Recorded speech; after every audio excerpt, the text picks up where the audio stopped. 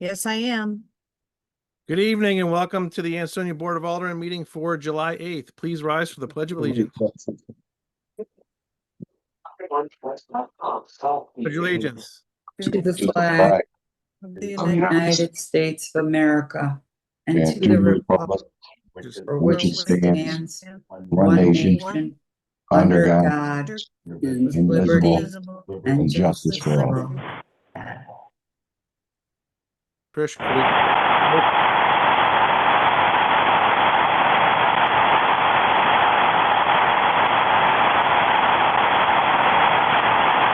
Dan, Mute everybody. That's Dan. 6281. That's me. Okay. Dan, your phone's got a lot of feedback. What was that? Your phone's making all kinds of staticky feedback. I'll hang up. I'll try calling back in. Maybe it's got a bad connection. Yeah. Perfect. I'll take the roll.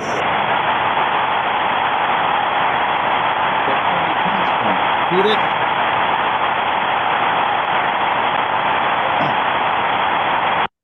Alderman King you see, is here. Hello, he's here. Alderman Farrar. can't hear you. Alderman Farrar.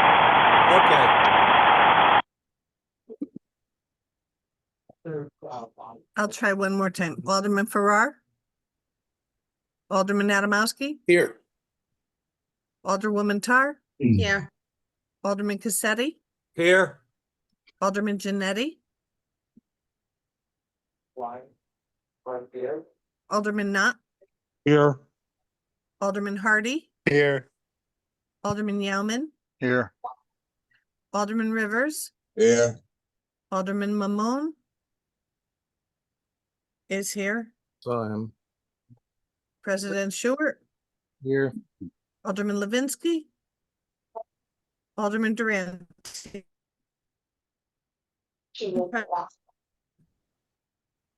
Sounds like everybody's thrilled to be here. 11. I had 10. Who do you have missing? Levinsky is here. Levinsky's here. Yes, I'm here. Looking at him. Have Durant absent. Hardy is here, right? Hardy's here. Yeah, Hardy's here. So- Farrar, Janetti, and Durante are the three that didn't respond. So it should be 11. Okay, 11 it is. Thank you. Right, clear quorum. I'd like to add on a few items that came in late, just so we can approve them. That would be the land use report, the amended refund report, and the collection administrator's report for the Make city. a motion. Second. By Rivers, second by Yauman. Yauman, to add those.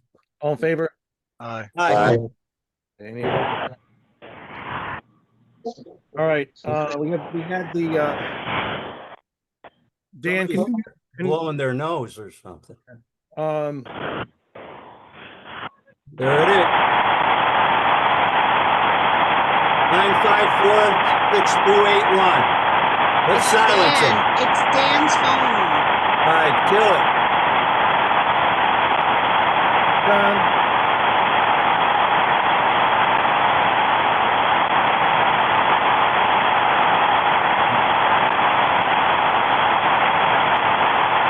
first, that, Well, this never happened when Della Volpe provided the phones.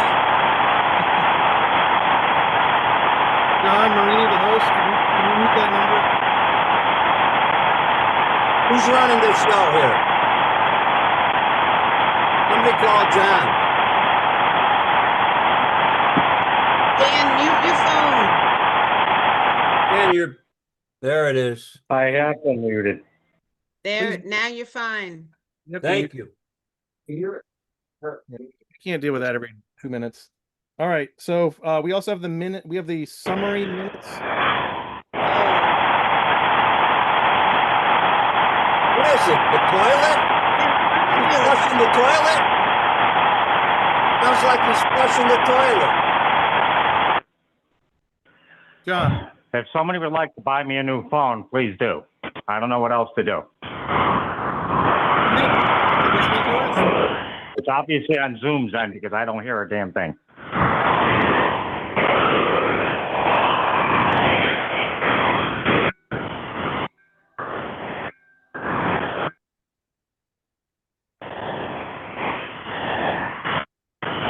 Is this? Hey, Dan, if you It's- want to hang up, I can call you and we could do it that, you could go through my phone if you want. we can't, this will be a 15-hour meeting if we do the every, Right. Well, So do you want me to give Yeah, you? I'll try it again. I've already hung up and called back in, so all I don't right. know what it is. I'll try Okay, again. keep your- All right. wow. I think you had the right idea, Sheila. All Yeah, right. he can call, or I could call him. I don't know. Yeah, what, can you contact him? Well, Yeah, so the minutes, we had the June regular meetings, the summary minutes that you guys all received. Get a motion to receive, to accept those? Anyone? Somebody. Motion to accept with any necessary corrections. Yeah, Second. who's that? Levinsky? Yeah. Second? Second. Second by Tar. Any corrections? All right, all in favor? Aye. Aye. Aye. Opposed? Any abstentions? All right. Moving on to public session. Same rules as always. A lot of people here. I'm assuming some people would like to speak. Please limit your statements or questions to 3 minutes or less. And please identify yourself for follow-up or and for the public record. Does anyone from the public wish to speak tonight? Please make yourself known.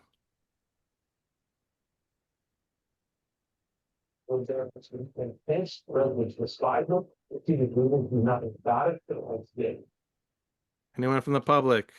Bill Phipps has his hand up. You're first in the queue. Okay, Bill. Okay, I'll do my best to Do your compete duty. with the other forces there, but I would think, Josh, that running a meeting, if someone is continually disrupting it, whether it's his fault or not, he should be asked to leave. It's not fair on the rest of us to have to put up with this kind of interference. Nothing against Danny, but we got business to do. There he goes again. Anyway, a few items on the agenda. I just wanted to bring forward the Parks and Recreation recommissioning of people, I guess. Technically, you only have to approve 3 people, and those are the residents, because the other members of that commission are there by right, as according to the charter. If you read that charter place, certain people are there by virtue of their position. So you only have to approve 3. Thanks. And Economic Development Commission, it says 9 citizens that have to reside in the city. And just looking at the names, I don't think some of those people reside in the city. They appeared to be business owners. And according to our charter, that's a no-no. Just pointing it out because I didn't recognize the names as residents. And then all of a sudden they says, hey, they all live on Main Street. So that ain't right. Anyway, the executive, the highway, Pulaski Highway business, my only thought, boy, that's a quick closing. You guys got to make a decision on $4.5 million and sign on the dotted line by 7/21. So you got a decision to make, although it's probably already made. The question I had was, has that land been checked for suitability for a school?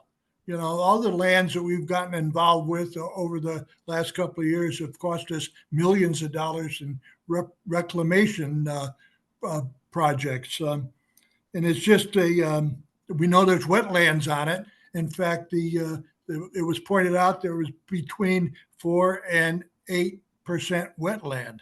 Well, that's a good spread. My point is, I don't know if there's any drawings ever been done. Have there been any studies of the land, or are we going to get ourselves in trouble? I don't know. It's just a question that the voters authorized $110 million on a whim and a prayer and nothing else. So we'll have to see where it goes, but we want to be careful on it. And then the executive session contracts. There are 3 different contracts that are going to be talked about. And I notice in the past, when executive session, you discuss and you make a decision, and then you go back into open meeting and you agree to proceed as you agreed in executive session, period, end of story. And I don't believe that's proper. At some point, you've got to let the people know what you've agreed to. And in this case, 1, 2, and 4 of those executive session items impact the city. And in some cases, it could be substantially. City operations and human resource manager, in theory, that could be a person with one hell of a lot of authority. And should it not be defined more clearly in the charter rather than just say we're going to give a contract to somebody? But those are things to consider. Open positions. How many times can we create a position because we decide we need one? Not very So often. that's my 2 cents. Thank you. Thank you. Thanks for coming. Next up was Jacqueline Daniels. My name is Jacqueline Daniels, 404 North Main Street in the First Ward, and similar to Bill, I also had some concerns and considerations regarding Pulaski Highway property as well. I have a couple questions, 2 in particular, about how we're going to spend that 4.5, especially given the history of how the deal unfolded. So just want some more transparency on that. So firstly, my question is, has the state guaranteed reimbursement for the full amount, partial amount? And was there confirmation on that, particularly for whom from the state? And is there any risk that taxpayers will be covering the difference? And then secondly, if I can ask, are there any safeguards if that doesn't happen? It can be really costly, of course, if that mismanagement happens. So I think it would be great to be on records, letting people know what's going to happen with that if there are any issues, because ultimately it's not just about the dollars and cents. We can talk about that all day. It also is about trust. And if we're in a community with needs of schools, housing, public safety, of course, if we're going to be spending these millions of dollars, it would be great to have the transparency from y'all so that we can know and be in it together and prevent anything in the future that could happen. So and I'll end it there. Thank you. Of course. Next is Lisa Glazer. Hi, everybody. It's Lisa Glazer, 56 Howinski Way. I just had, again, I'm kind of going over the same thing, but I have some specific concerns on that $4.5 million. Has anybody talked to the state about the land costing more than what we had originally thought it was going to be? Like, who told you guys that the land is covered, and what agency is that cleared with? And whoever did speak to them, I'm hoping they got it in writing, because without that being unequivocally confirmed, are the taxpayers going to be on the hook for the balance? I mean, we only have a small amount, as far as I'm concerned, in the rainy day fund, and to not know for sure that this land is going to be covered in that money that we get back from the state, I think we're just opening a can of worms that if we don't have specifics and in writing that needs to be done, because otherwise the taxpayers are going to end up with that burden, because we don't have that kind of extra money hanging around. So I would just like to know who's in charge of that.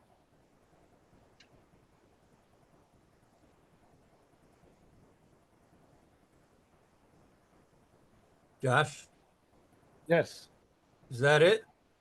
I think so. Okay. Thank you, by the way. Any other speakers from the public? Questions or comments? Tracy, Tracy? I will defer to Tracy because I already went as well. One more question, if allowed.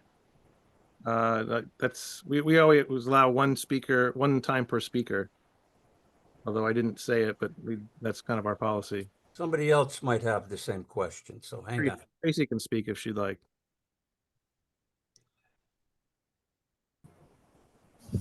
Hi, everyone.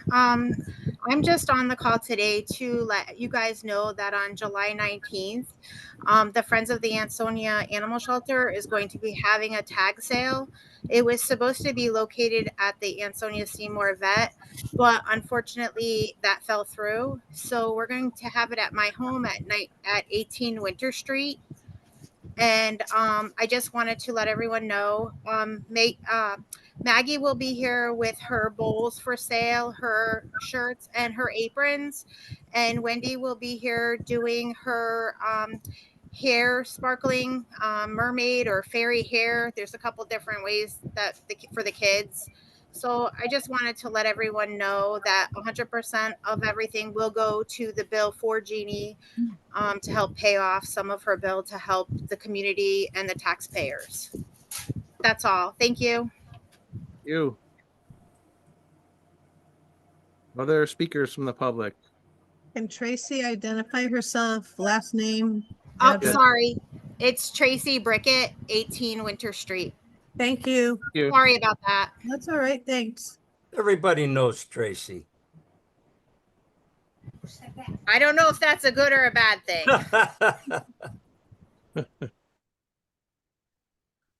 Other speakers? Oh, I saw one hand. I did too. Anyone else from the public? Yes, Keith Maynard, 8 Cook Street, Ansonia. Go ahead. In regards to, well, this in regards to Nolan Field. When was it decided that they were going to start that practice field? Kind of messing us up pretty big. The field on the right? Yeah, from what I understand, that wasn't supposed to start until after the main part of the field was complete. We're due to start practice on Monday. We had tentatively planned on using Pine Lot, but now that that field's all torn up, I guess we're going to end up using Pine Lot until the game field is completed. And I have all my equipment up there that's going to have to probably move over to Pine Lot. And we're looking for some assistance from the city. Okay. Thanks, Keith. The staff is on, so that's heard, and I'm sure you'll hear. We're back. Obviously, we're not micromanaging the process ourselves, but thank you. No, it's just, you know, it's cumbersome for us now. We've got our equipment still in the field house. You know, we have, you know, our football pads still, excuse me, I'm under the weather right now, but we have our football coaches, you know, equipment to, you know, the dummies and stuff like that we need to get out of there and get over to Pine Lot. Our blocking sled that, you know, it would be ideal if the city could move it over to Pine Lot. All right, thank you. Thanks. Other speakers from the public?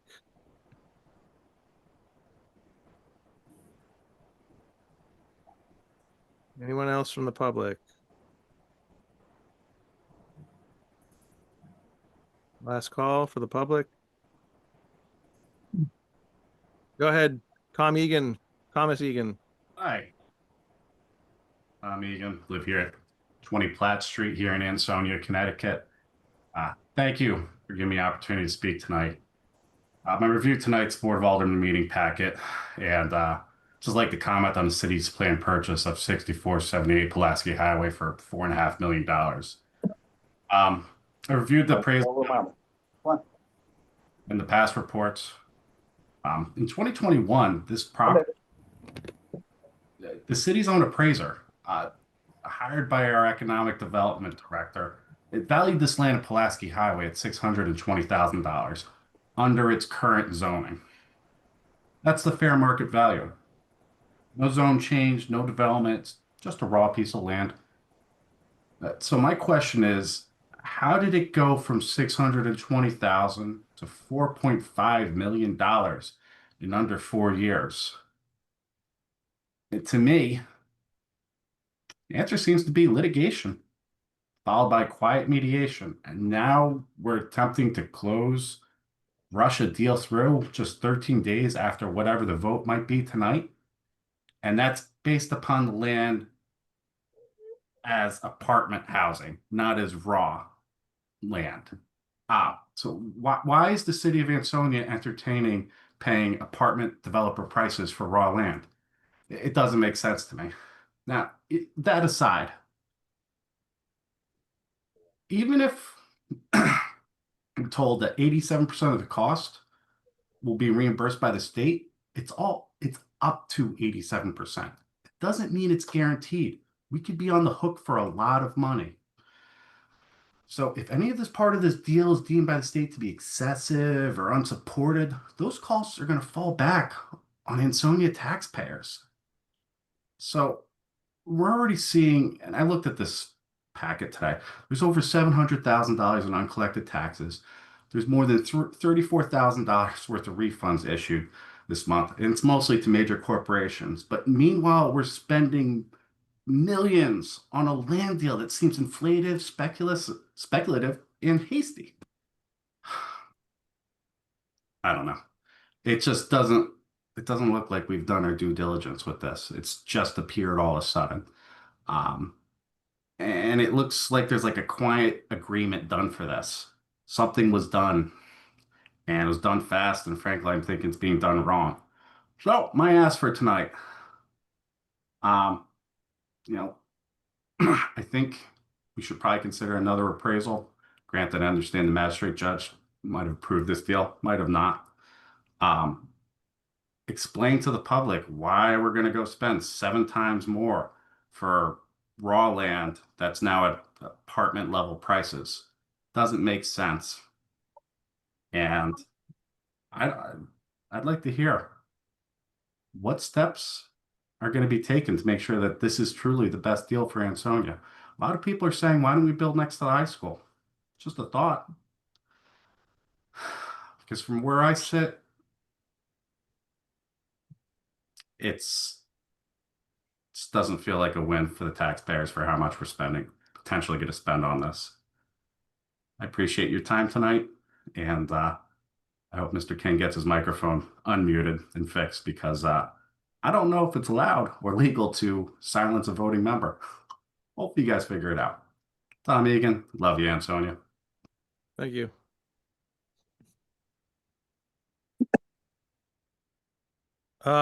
Any other desired speakers from the public?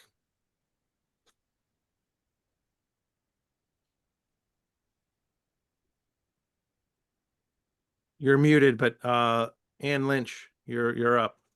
Okay. Good evening, everyone. Ann Lynch, 15 Birchwood Drive.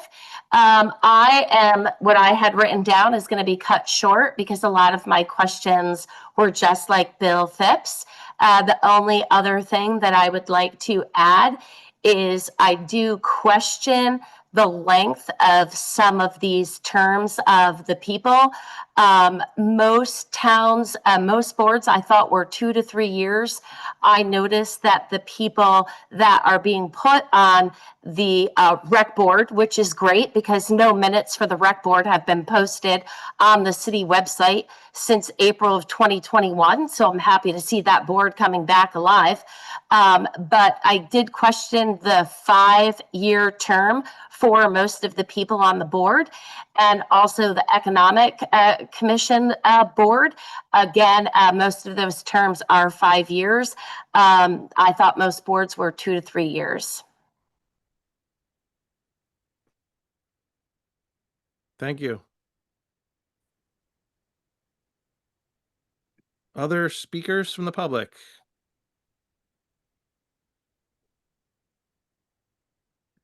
Any other speakers? We're gonna go with last call for speakers. Speak now or? All right, we'll close the public session, move on to the public official session, starting with the mayor, Mayor Cassetti. President Sheward, can you hear me? Yes. Members of the Board of Aldermen and residents of the great city of Ansonia, let me start with some terrific news. Our city audit for fiscal year 2024 is complete. And once again, it is clean. That's right. Just like every single year for the past 12 years, this administration has delivered another clean audit. That's not just a streak.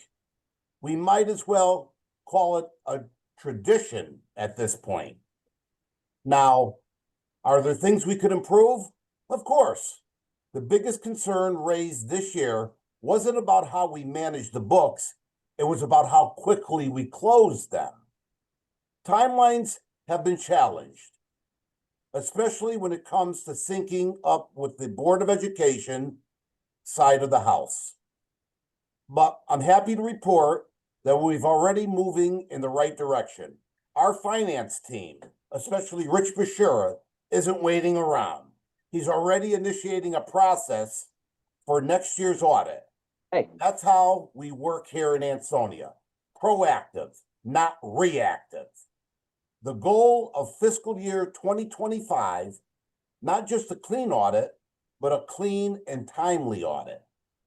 Our city and Board of Education finance departments are now working hand in hand again, and I'm confident we're on track to get it done.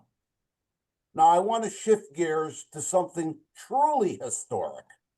Tonight on your agenda is a resolution to authorize the purchase of a vacant property on Pulaski Highway. This isn't just any land deal. It's a site for the construction of the brand new Ansonia Middle School. This is a milestone moment. And here's the kicker. This project is subject to 87% reimbursement from the state of Connecticut. That's not just the land, that's the entire construction project. And I don't know about you, but if someone offers to pay 87% of your bill, you'll take it. We expect the closing to take place the end of the month. I still remember when Dr. Joe DeBacco first took the reins as our superintendent. I remember him saying early and often that a new middle school was the top of his vision for Ansonia schools. Well, Joe, tonight that vision starts to become a reality.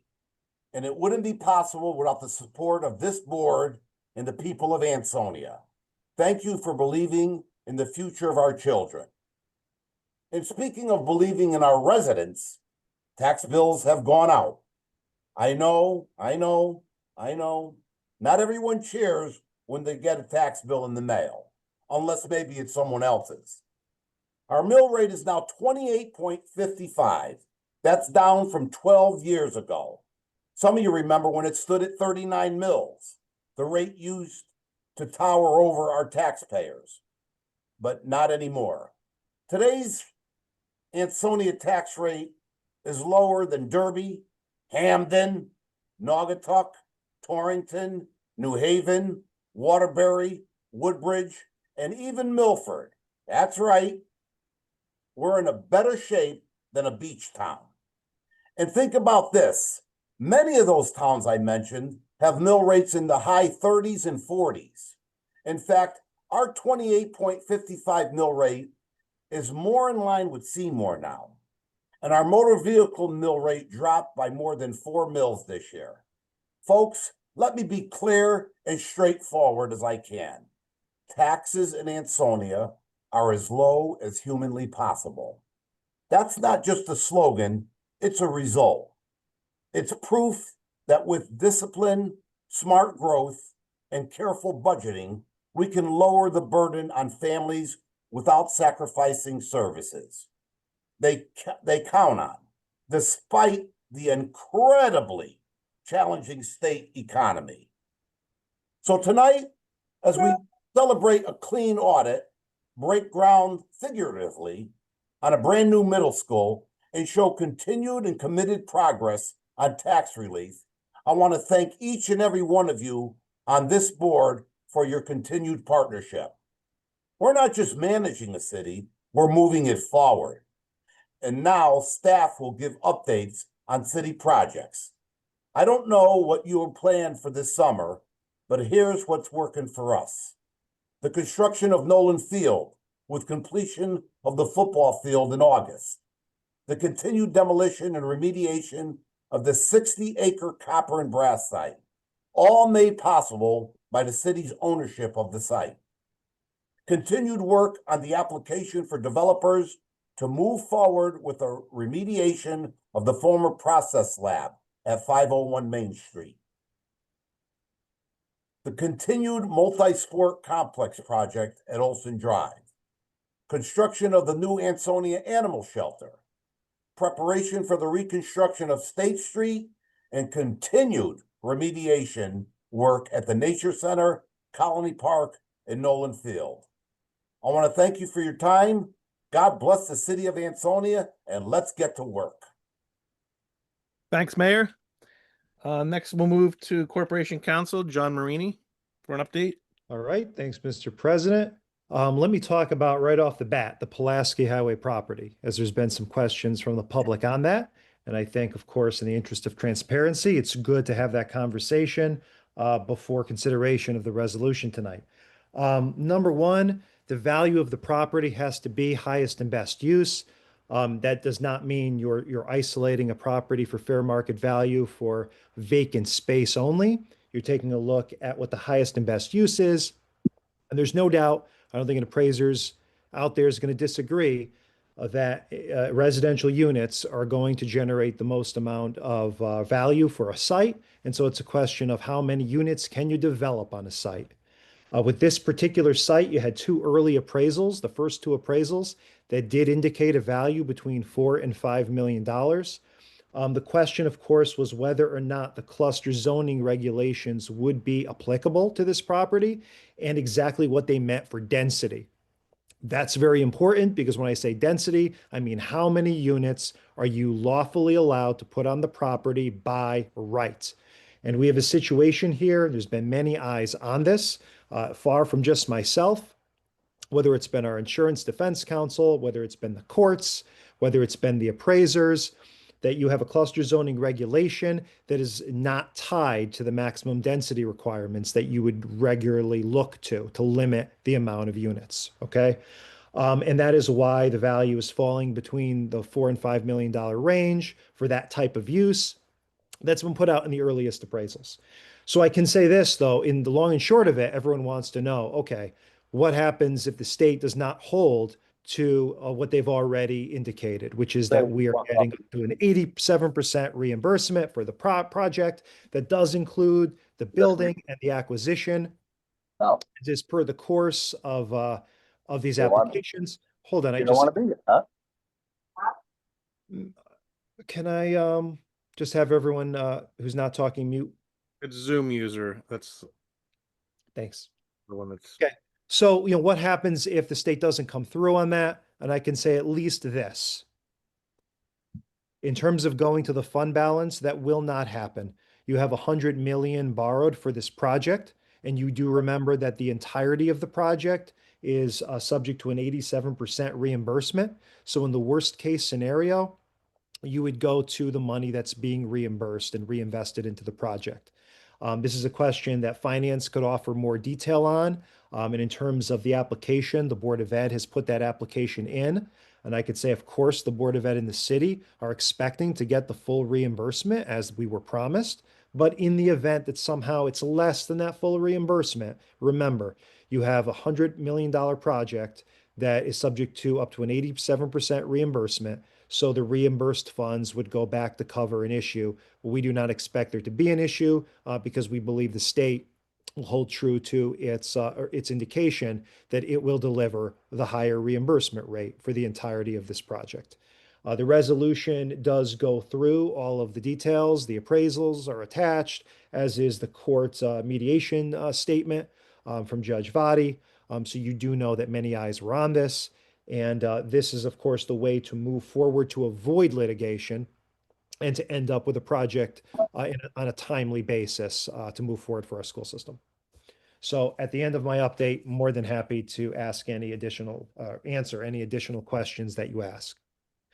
I also want to talk about Nolan Field and give you an update there. I do have a picture too, I think, to share. Can you see these? Yep. So the update from Field Turf, they're at work on both sides of the field. They're putting in the stone base for side A, and you see side A in this picture right up front. This is the football field, primary football field use. All the drainage and all the curbing is in. The turf has been ordered, so it is on track for installation in August. Okay, making the deadline to meet the home games, to accommodate practices, and of course, it's a multi-use turf field with baseball, so it's going to be ready for other uses in the late summer, early fall. In terms of Field B, that you see in this picture over here, they've started the stripping. I think they've completed the stripping, and they're now preparing for the curbing and the drainage that's going to underlie the stone base on that side. This board will get an update on the layout, and we're going to be running the layout, the final design, past not only this board, but of course the sports leagues that are impacted to have input into that. So nothing has been ordered in terms of turf for this side. That's coming down the pike. So we're confident that we are on track, and we'll continue to provide updates as we go along. There was a question about, hey, we stripped Field B, maybe some were anticipating it would take a little longer. I do recall at the planning meetings, we had anticipated to strip it earlier. I thought the projected date was actually June 15th for stripping side B. So I actually think it went later than we anticipated, being stripped on July 8th. But we will reach out, and we'll have city staff reach out to all those affected, and obviously doing anything that would need to be done to accommodate. We know there's going to be need for accommodations. There's a lot changing, a lot of goods being done, but we want to make sure that our kids have a place to play and practice appropriately during this changeover. So we'll make sure that we make the accommodations, whatever the need may be, to be as least disruptive as possible. Give you an update on Olson Drive, which is still on course to be a multi-sport complex. We're going to have an update, I believe, straight from the contractors involved tonight, including our environmental contractor and the guy who work on the ground. That's going to be during Sheila's portion, but we have asked them to be here to present to you directly tonight to give you a status update on what's happening, what the timeline looks like. But Sheila will go more into that, but it is moving along. Number 3, I'd like to give you the good news that by the end of this week, we're expecting to get our $40,000 in settlement funds in for the Bend Street Solar. And this board previously dealt with this last year. These are funds to go to residents abutting the Bend Street Solar project in exchange for the disruption they have experienced as the Bend Street project has sort of dragged along. Also, as part of that settlement, there are barriers, visual barriers, including a tree line being put up at that site. And the city, in addition to dispersing the settlement, will be continuing to stay on top of the developers to make sure they're adhering to all aspects, the fencing, the tree line, with the goal of ameliorating any negative visual impact from that project. Want to move on to planning and zoning. Planning and zoning has before it an application for the remediation of 501 Main Street. This is the former process lab, AKA the building with all the broken windows on Main Street, right? That looks like a mess. This is the last phase of the ATP Palmer project that we worked on several years ago. The most challenging part of it, undoubtedly, given the size and the issues with that building. It's been vacant since the 80s. It's been a horrible mess. Basically, it's down to parking at this point. So the developer is retooling their parking plan to make sure they have sufficient parking for the market rate residential units that are proposed. And we're going to be doing a roundtable staff meeting with planning and zoning, building staff and the developer, with the intention of, by the end of the month, rolling out a parking plan to planning and zoning, looking for a vote on the approval of that project to finally move forward and seeing the finalization of those apartments. Also want to say that on the agenda tonight, we have 2 bids. What we're looking for is to accept these bids for negotiation. So we are not taking a vote on approving a bid. We're taking a vote on accepting these bids to move forward and to enter into negotiations with the bidders. One of them is the one we've talked about. I talked about specifically at our last meeting with the motor vehicle plate readers. So this is for a company to do an automated service where they'll be using their automated plate reading technology to look for out of state and out of city license plates. They do have, these companies do have relationships with the Department of Motor Vehicles where they can identify precisely who owns the vehicles. So the bills will not be sent to a real estate owner, property owner. They're going to be sent to the owner of the vehicle. And this is a collaboration between the vendor and our assessor's office. So our assessor's office does have some checks and balances. So if you feel that you've been unfairly targeted, or hey, you just moved in and you have your registration, right, but it just wasn't in place at the time, you're going to have the ability to interact directly with our assessor's office and show that you were incorrectly hit. Otherwise, you need to get registered in Ansonia because, of course, the failure to pay is hurting a lot of other taxpayers who are paying.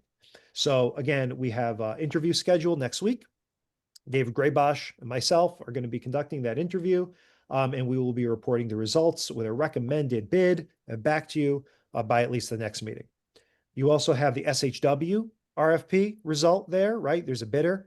What we'd like to do again, enter into a negotiation to see if we have the substance of something that would work for a data center on SHW. This is part of the idea of basically monetizing the property so that we're starting to bring in multiple revenue streams powered by that fuel cell that this board has pushed forward on to bring money back to Ansonia for services, lower taxes, and all of that. And finally, kind of taking a little sidestep back to the sporting world, your rec director, Jeff Capola, has been tasked with the assignment of starting work on a field use policy for Nolan Field. So he's going to present a draft to staff a week or 2 prior to the next Board of Aldermen meeting. And we're going to be probably forming a committee from the Board of Aldermen to kind of make sure that's on track for the next full meeting, because the goal is to have a good, thorough field use policy by the time that we do have turf on Nolan Field in mid to late August. And this also includes a scheduling policy, because with the expansion of uses and the expansion of hours, no doubt there's going to be a demand. We want to make sure that the fields are kept safe, that the fields are maintained properly, and that we're careful about the use of time, but also that it's being put to use, right? Because for $8 million, we want to ensure that our kids are getting maximum value for this brand new site. Thanks to both the residents and this board. I want to have a couple notes, a brief note about the economic development. We do feel very strongly about getting business owners involved at this point in time. The business community is growing in Ansonia. There are a lot of business owners that would like to contribute. I do understand the comments about residents, wanting to appoint residents, not just business owners, to the commission. I understand the charter provisions with respect to the EDC. It has been customary in the past to appoint business owners to the EDC, right? Greg Seckham from Seckham's Men's Shop did not live in Ansonia, but he was proudly served on that board. However, I think what may be a recommendation after talking with the mayor is that the group that's currently in front of you, which consists largely of Ansonia business owners and some officials, that it actually be termed to be the Ansonia Business Council, the ABC, a reviving of that council that hasn't been active for some time. And then we could take a look at what to do on the EDC side.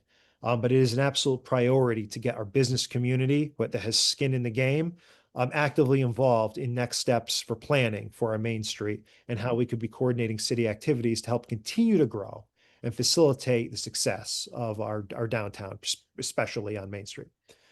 So that would be my recommendation there.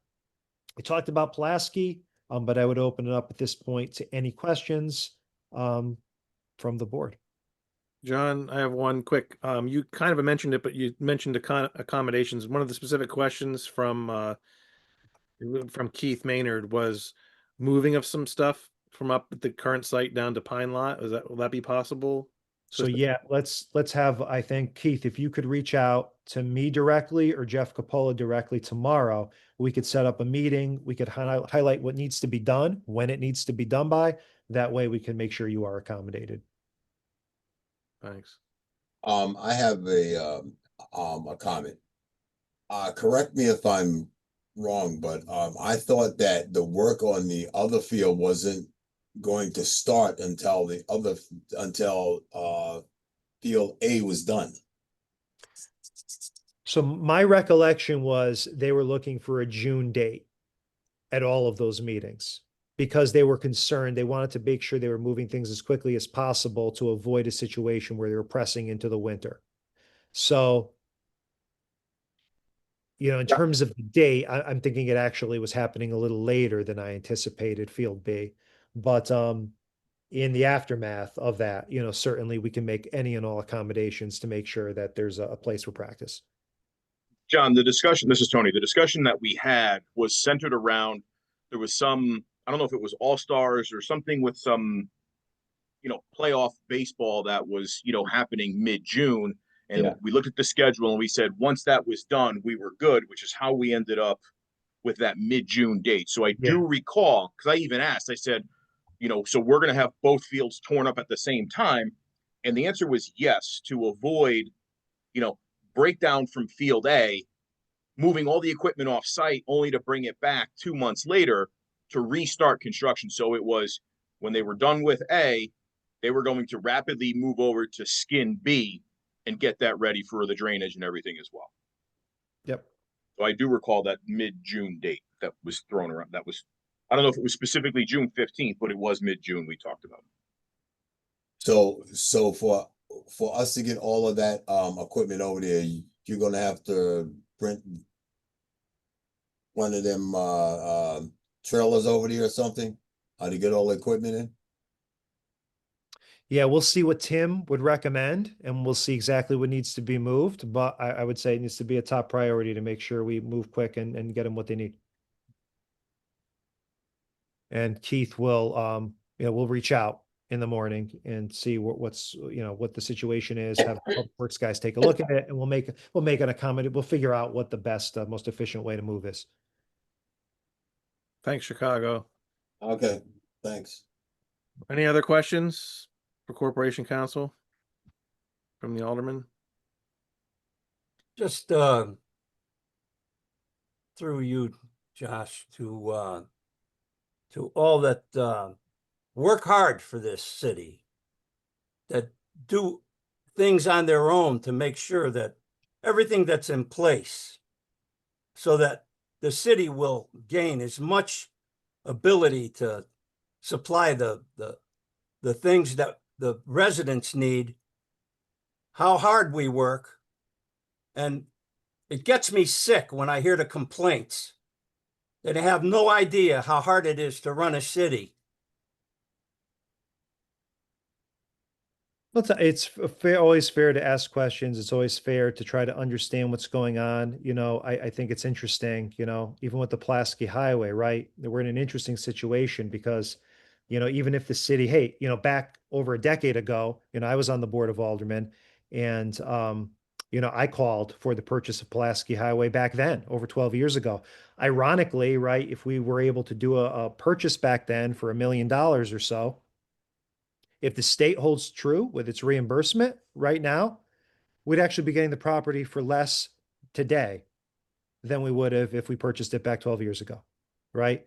And I can say that, the Board of Ed certainly wants to ensure that this project gets the maximum amount of reimbursement, but we also will make sure all bases are covered. There is no worry about dipping into fund balance for a difference, simply because we're fortunate to have a project that is getting reimbursement, and we are positioned to be able to leverage that if the need be. Again, we want to talk worst case scenario because we want to talk straight to the residents, but we do want to hold the state to its it's indication that we were going to receive the higher reimbursement for this entire project. And we're more than happy to have any dialogue with the state in terms of if there are questions asked, and certainly to the public, entitled to have those questions answered. Thank you.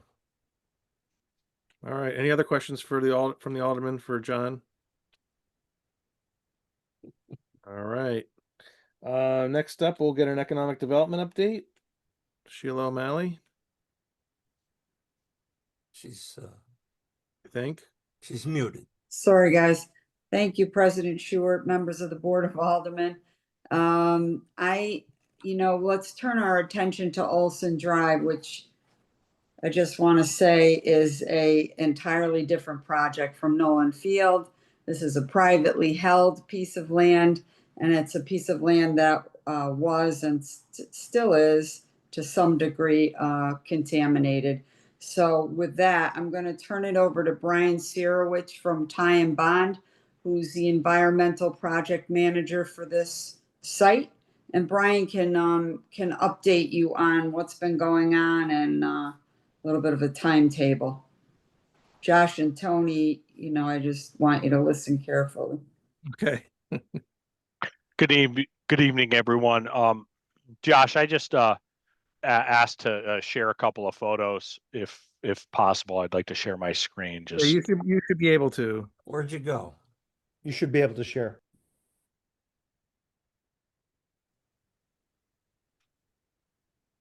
all right, everyone. I just I want to let you guys know that the field will be ready to be laid Brian? in August. Hello, can you hear me? Yeah, but nothing shared. If you thought you shared something, I just wanted to let you know. Sorry, I'm a Teams guy, not a You like inferior technology. We get it. well, doing my best over here, guys. Here we So thank you. So I just want to let you guys know that the field will be ready for Ansonia Sports Complex LLC to lay their field in August. Right now, we've completed the excavation remediation activities. What you see here is some survey stakes and the beginnings of grading of the sub base as well as compaction. So the construction of the field has started, and we're moving forward. Here you can see it's a very large area. Machinery's on site. The field needs to be compacted in 12-inch lifts to make sure that drainage is appropriate and whatnot. That does take a little bit of time. They have a large roller out there and they're working on it, but in between each lift, a third-party private compaction testing, a structural testing company has to come in and test, and they usually get the results to me within a day, and we approve them. The good news is everything's passing on compaction. They're hitting the specifications that are required by the developer and the construction of the field. So I just want you guys to keep in mind that this is a 9-acre site that is completely contaminated with urban fill. And in order to complete this project, we have to remediate it in accordance with the RSRs. And at the same time, while we're doing that, what we're doing is we're incorporating the developer's plans and specifications into the entire project. So we're moving forward. We expect the field to be ready for the developer to place the material and construct the appropriate drainage in August. And in the meantime, we're going to continue to compact the field. We're working on our cut and fills and our grading plans, and we're going to keep moving forward. We're out there every day, and as needed, we are going to continue, whatever we need to do. For example, one of the things we're looking at right now is the developer needs a retaining wall built between the northern parking lot and the soccer field. So we're waiting on specifications from him so that we make sure we meet his requirements. So there's little things like that. We're meeting on a weekly basis with Sheila and other members of the city. And we'll have this ready in August. If you have any questions, feel free. Any questions from the Alderman for Brian? All right. Thank you for the update. Appreciate it. Okay, everyone. Thanks, Brian. Yep. Thank you. Enjoy. I got about 10 projects to go through. So settle in, relax. A quick update on the animal shelter. The insulation of the kennel foundation walls is occurring. Exterior walls are being backfilled. The contractor is working with the plumber to run under slab drains to connect to existing sanitary lines. Once these are done, the interior will be filled and ready for slab pouring. Masonry black walls for the kennels are scheduled for next week. The roof russets are ordered and should be on site later next week as well, or early the following week. That's your animal shelter.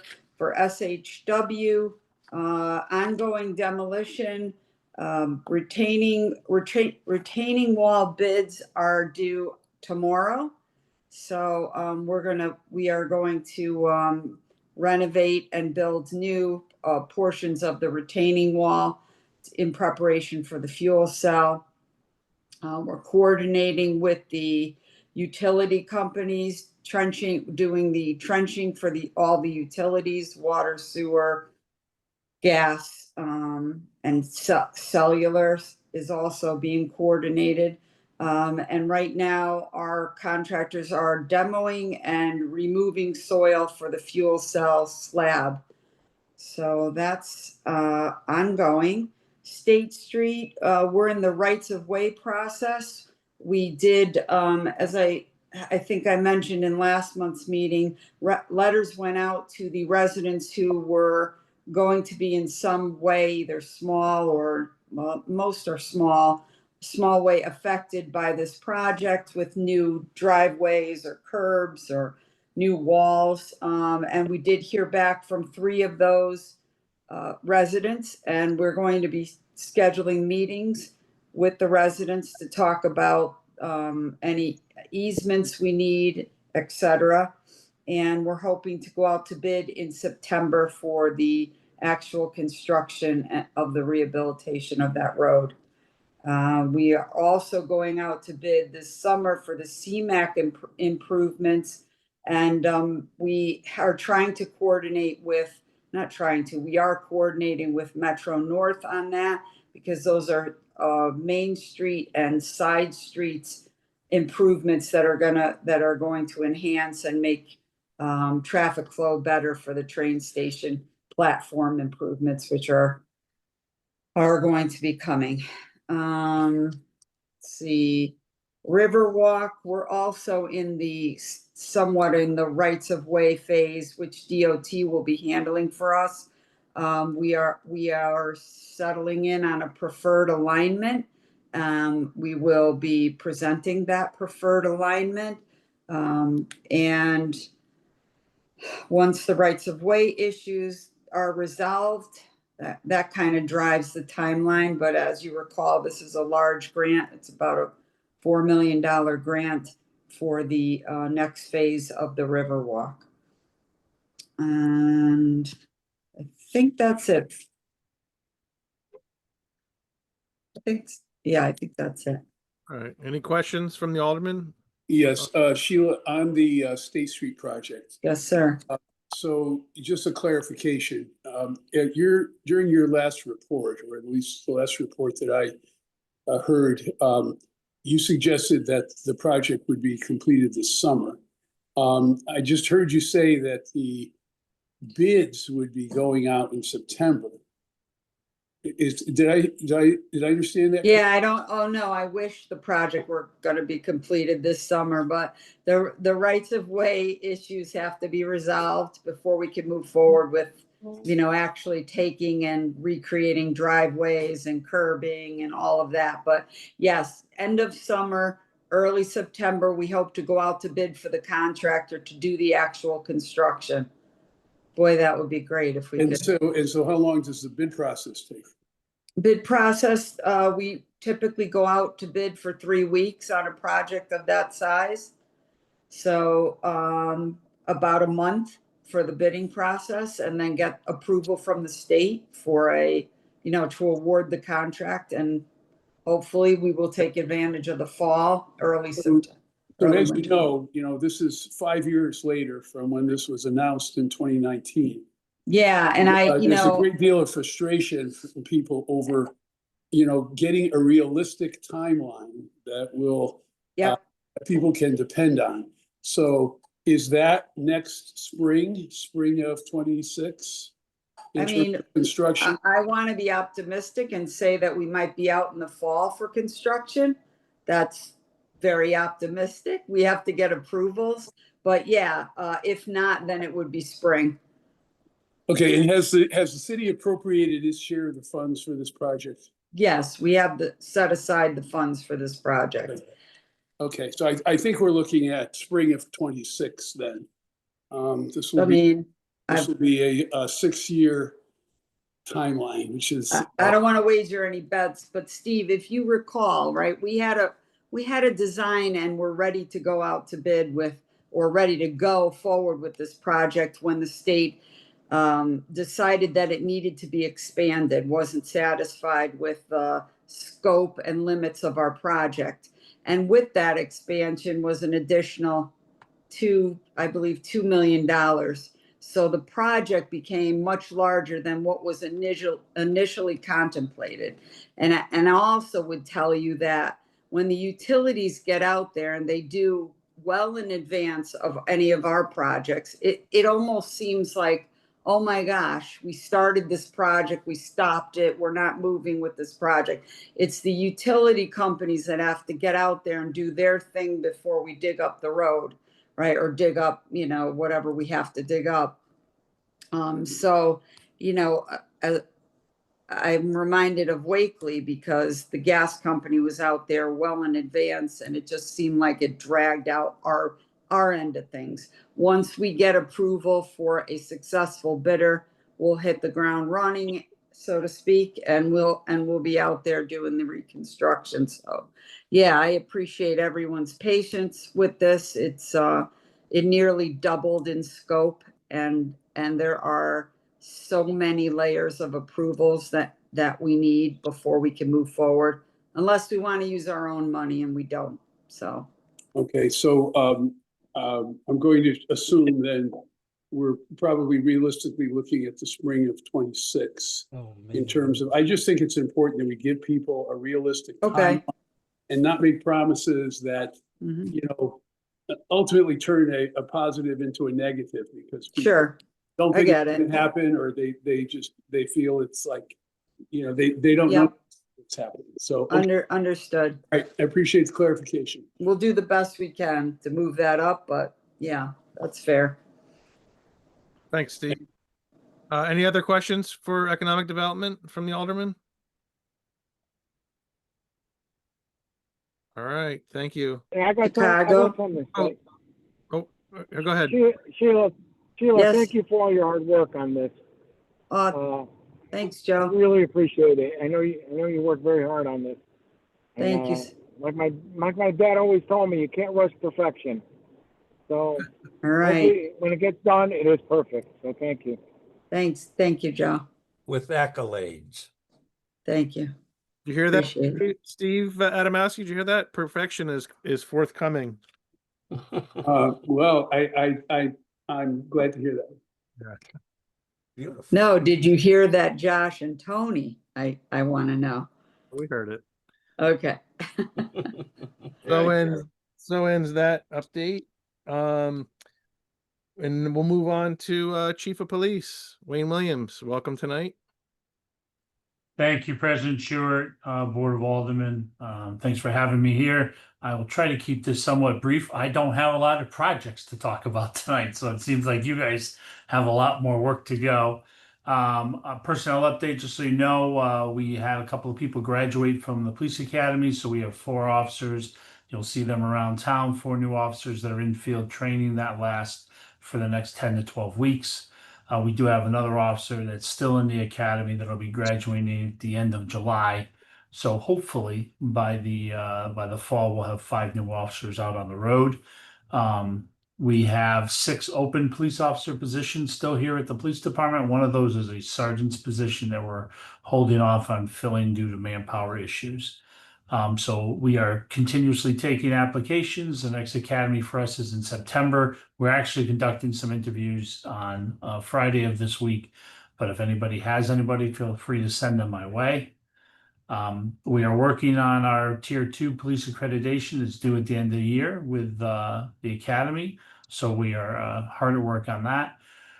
I updated you that we have been attempting to replace our K-9 unit for the department. Officer Brandon Fowler was selected as the next K-9 officer. This board, through the referendum, helped us purchase the equipment we need, including the new police vehicle. So I had a meeting this afternoon, and it looks like we are going to be in a class at the end of August with a K-9. So when I get more information, at the August meeting, I should have a lot more information about the dog and the process, but I will let you know. We're also working on restructuring the command level responsibilities here at the police department. It's been a project I've been working on for now a month or so, and I hope to have it complete this week. Some arrest events that you saw, we have served several more arrest warrants on individuals involved in that April street takeover on Wakely Avenue. We have made it quite a public scene when we're arresting those suspects. Detectives are still investigating the incident, and I anticipate additional arrests. The vehicle, just so you're aware, that was damaged has been repaired and is back on the road, the police car. Officers and detectives also worked with the Rhode Island police departments during a burglary and larceny investigation. It ended up, we did execute a search warrant here in Ansonia, and we arrested 2 suspects in connection with a burglary that had occurred in Rhode Island. So you can see that we do work with our other agencies on a regular basis. You also saw that a suspect from June of 2023, there was a shots fired call on Orchard Street back in June of 2023. And between our detectives and officers, they made an arrest by warrant on that last week. So I know that sometimes those take a little while to do those investigations. Some of it is evidence-based that we have to get stuff back from our lab. But Detective Clifford, I want to commend him. He did a scam and fraud prevention presentation at the Ansonia Senior Center in June. It was very well received, and we have some other things planned with him. It was a very busy 4th of July holiday weekend for us. The long weekend, people definitely enjoyed the holiday weekend, but we did not have any major incidents. And as many of you know, I completed an annual report for the police department, and I'll anticipate having that to you at your August meeting. I am here if you have any questions. Hey, Chief, it's Tony. I have a question. So the arrests that we're making in the street takeover, are these ringleaders or are these just participants or both? Well, I can tell you they are both. We'll just leave it at that for now. One of those that was arrested was the person who was actually doing all the donuts down in the middle of the intersection. And that arrest actually was a juvenile, believe it or not. But you also notice some were from Massachusetts, some are from Rhode Island. They did spread out. There wasn't, so far, I don't believe there's an Ansonia resident involved. Okay. All right. And secondly, just a reminder for your fraud and prevention, Connecticut is not going to send out text messages for collections on tolls for anybody listening. So those are scams. Make sure you delete those. Yeah, those I get them pretty regularly myself. So Seem to be almost every other day at this point. Yeah, those are scams. Those are always going to be scams. The state does not do that. Yeah. Thanks, Chief, as usual. No problem. Thanks. Someone else had their hand up? Joe Cassetti. Yeah, through you, Josh. Chief, great job. You guys are really showing the people that the long arm of the law can reach out and get them in spite of them changing addresses and leaving the state and trying to hide. Commendation for you guys. Thank you very much. No, I appreciate it. I will tell you that the officers especially over the last month and a half or 2 months. It has, I'm not sure what happened. I don't know if the moon's changed or something, but it's been really, really busy for us. So the officers are doing a great job. They're keeping up with the task, even being shorthanded. So we'll keep moving forward. Thank you. Thanks. Might be the nice weather, Chief. Yeah, at least, I did laugh that the 3-day weekend was the first weekend it didn't rain. So we knew it was going to be busy. Hey, stay safe, guys. Thank you. Any other questions for the chief? All right. Thanks again, as always, for coming. No problems. Anytime. Yeah, I did hear from Superintendent DeBacco. They had a conflicting special meeting tonight, so he will not be here. So that will end our public official session for the night. And we'll move on to financial reports, starting with the Finance Committee. Josh, I'd like to make a motion to pay all bills if deemed correct. Second. Motion by Mamone, second by Not, to pay all bills if deemed correct. All in favor? Aye. Any opposed? All right, motion carries. There was no boat meeting this month in July, so the meeting was canceled, so there's nothing to do on that.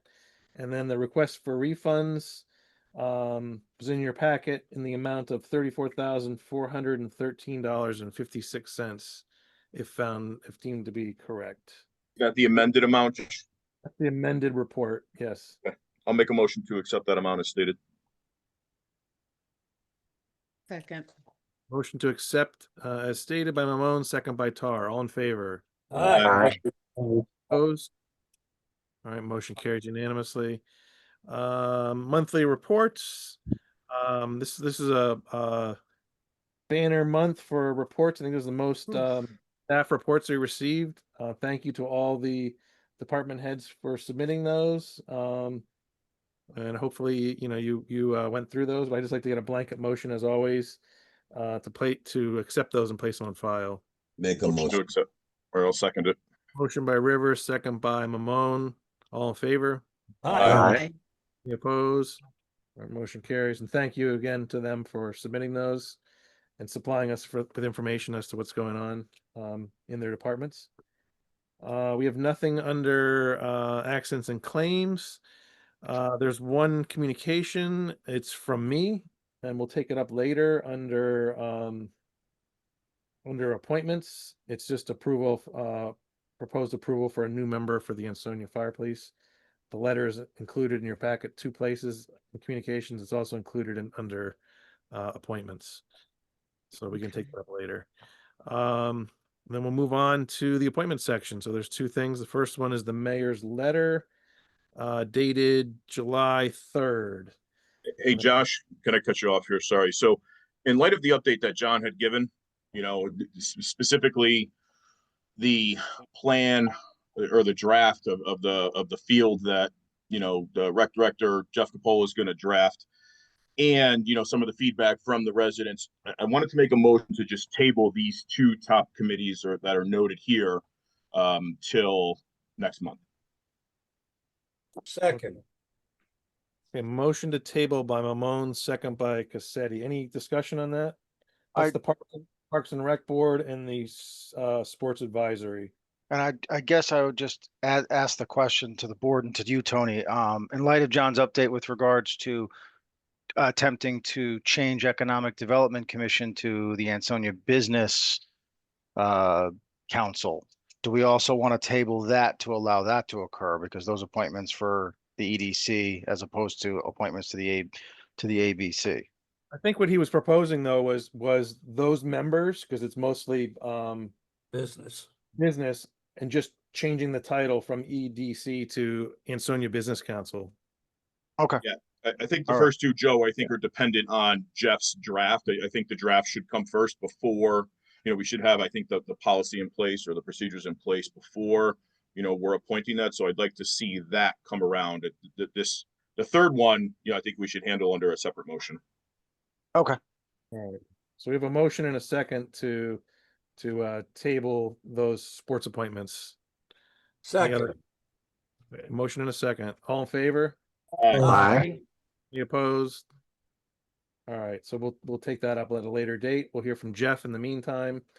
All right, so then we had the Economic Development Commission appointments, which John pretty succinctly explained that there is a great value in hearing from these business owners who have a vested interest in in the city. It doesn't matter where they live; they're doing business in the city, and we want to hear from them. So I do think there's probably a role and a future for an Economic Development Commission as stated in the charter. Potentially not now.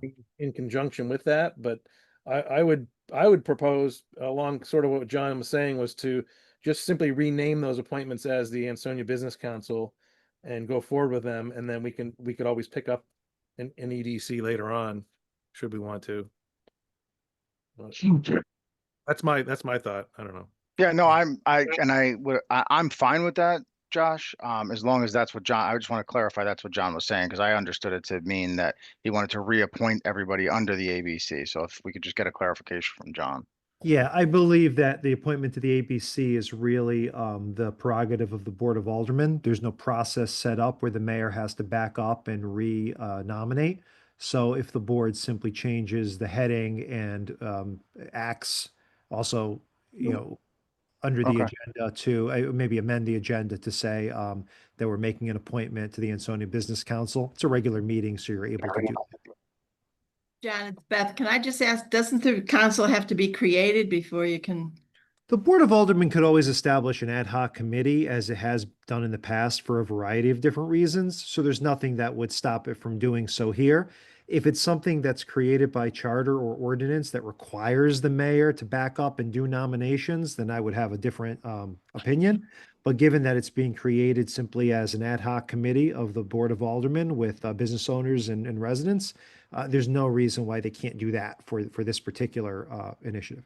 So it's not the Economic Development Commission? Exactly. It would not be. They would basically be saying, hey, we want to appoint these residents and business owners to an ad hoc committee that we are calling the Ansonia Business Council.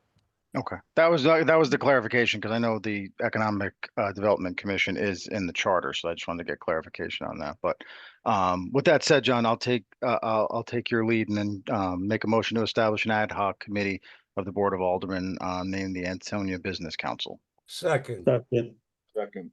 We're at 3 seconds. Yauman was the first. The second was the Cassetti, and then they came in like wildfire, like rockets. We only need the first and the second. And Joe, with your nomination, you want to stick with as stated on the appointment list, correct? Yeah, I mean, we could do it. I was going to do it in a separate motion, just move to appoint them separately once we had established it, and just make it cleaner. Okay. All right. So motion to establish the Ansonia Business Council, ABC. You have a motion in a second. Motion and a second. All in favor? Aye. Any opposed? Any abstentions?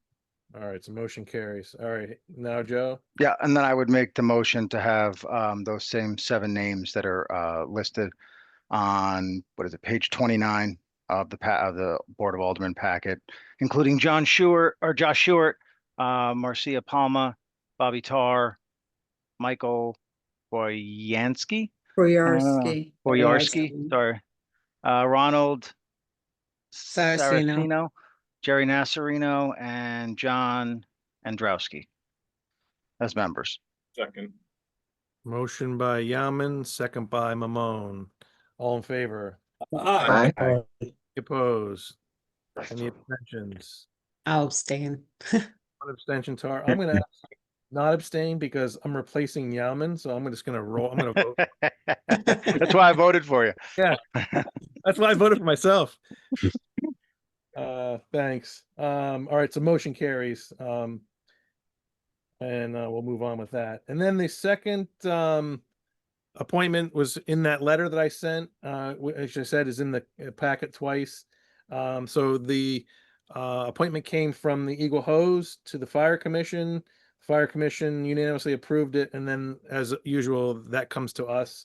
So it's a recommendation to approve Stephen Kushko as a member of the Ansonia Fire Police. Motion. Second.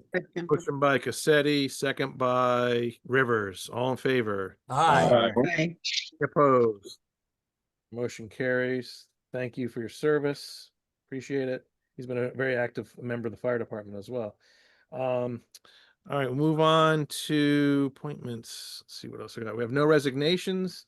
So the next item we have is the resolution that's been talked about a little bit. This is the resolution authorizing the acquisition of 64 to 78 Pulaski Highway for the construction of a new Ansonia Middle School. The resolution, I think it lays out pretty well the history. Also included in your packet were the various appraisals, the magistrate's opinion, the photos, documents. But I don't know if you guys have any questions. If you want to approve it, it's your call. Motion to move forward with the purchase. Second. No, to approve the resolution. Oh, I would also mention you guys approved the purchase, correct? A couple months ago. Yeah. Way. Yeah. So this would be a motion to accept the resolution by Cassetti, and who's the seconder? Rivers. Rivers. Any further comment on this? Yeah, just, Josh, a couple of clarifications. So I was aware that the approval had already been made. This is to accept essentially the $4.5 million settlement or agreement to settle. Is that correct? So this is the actual purchase of the property. Purchase. At the level of 4.5 million, Exactly. which is reflective of the settlement agreement.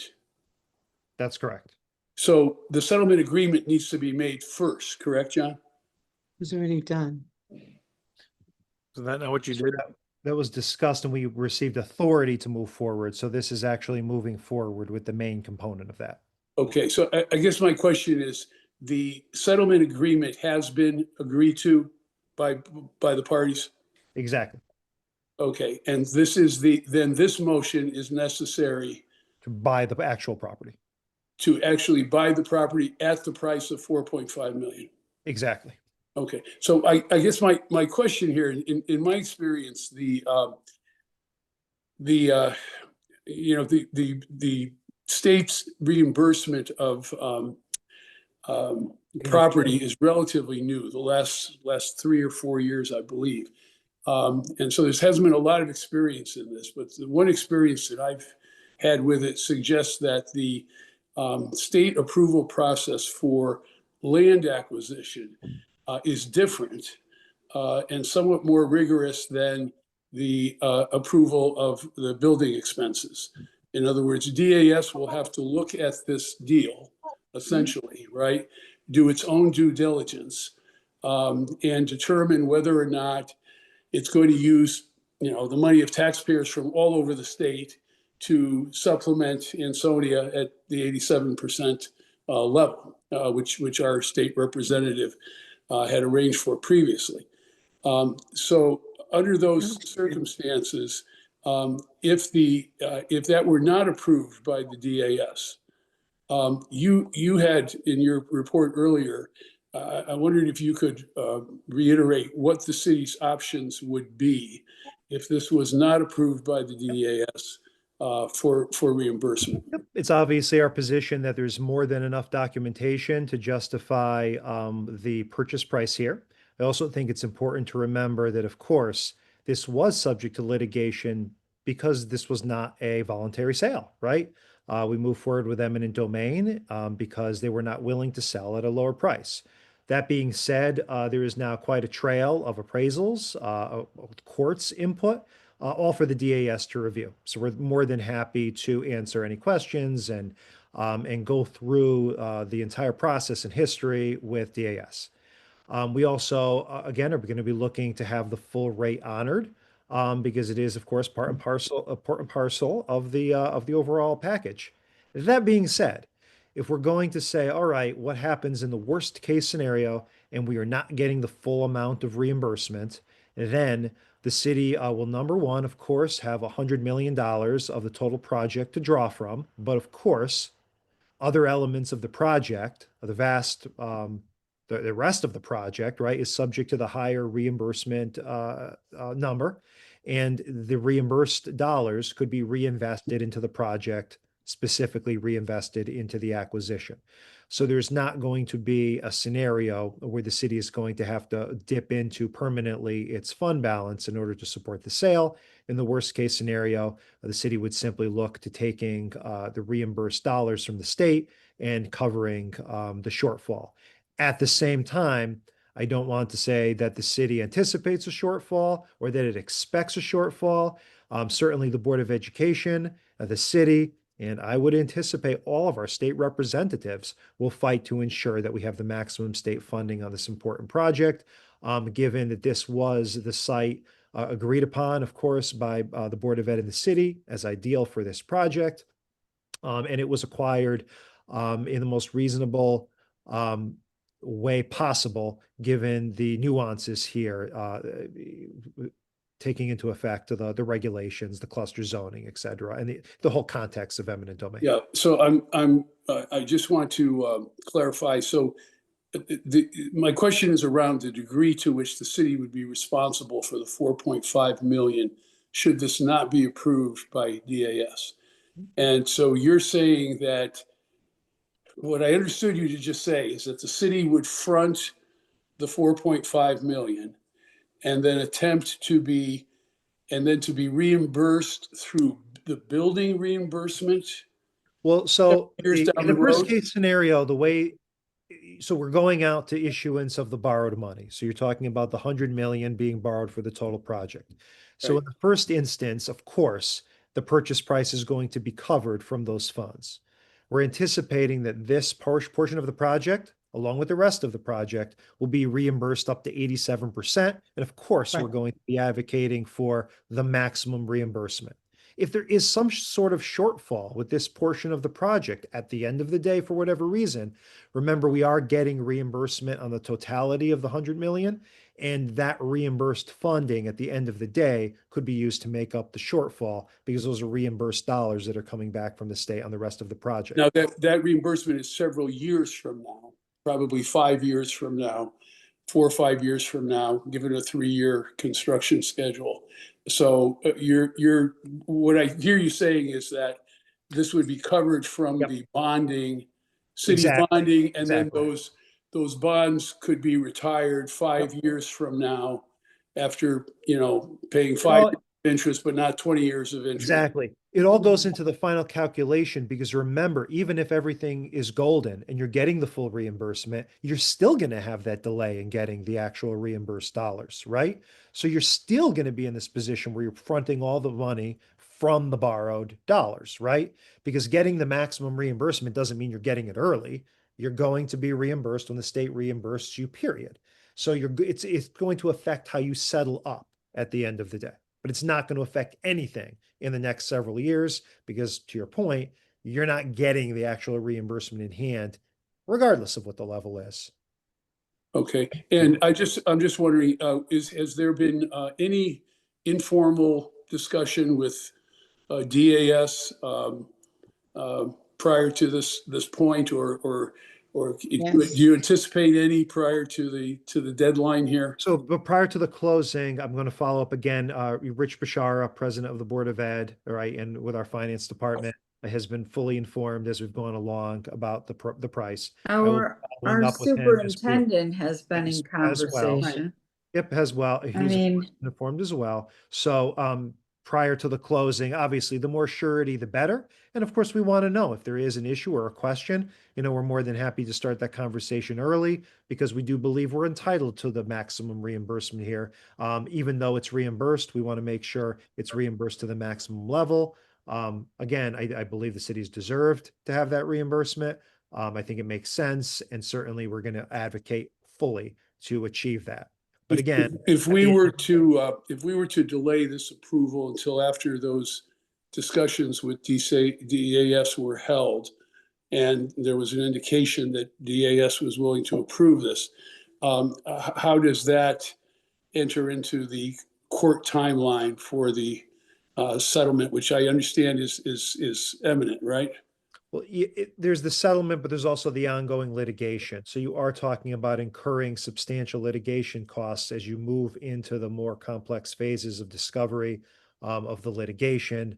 And, you know, so you not only have the delay of a settlement that could be, you know, detrimental to the city, but you also have to accept that you're going to be incurring substantial litigation costs as our insurance defense counsel not only litigates an eminent domain, but also litigates the property owner's claims against the city. So it's really a situation where, you know, I think you need to advocate fully for the 87%. But at this point, I think you're at a juncture where you know what that recommended value is going to be. You have many eyes on the issues, the multiple issues that underlie that value. And it's the recommendation that we simply move ahead, close, and also now be able to move forward with the planning for the school.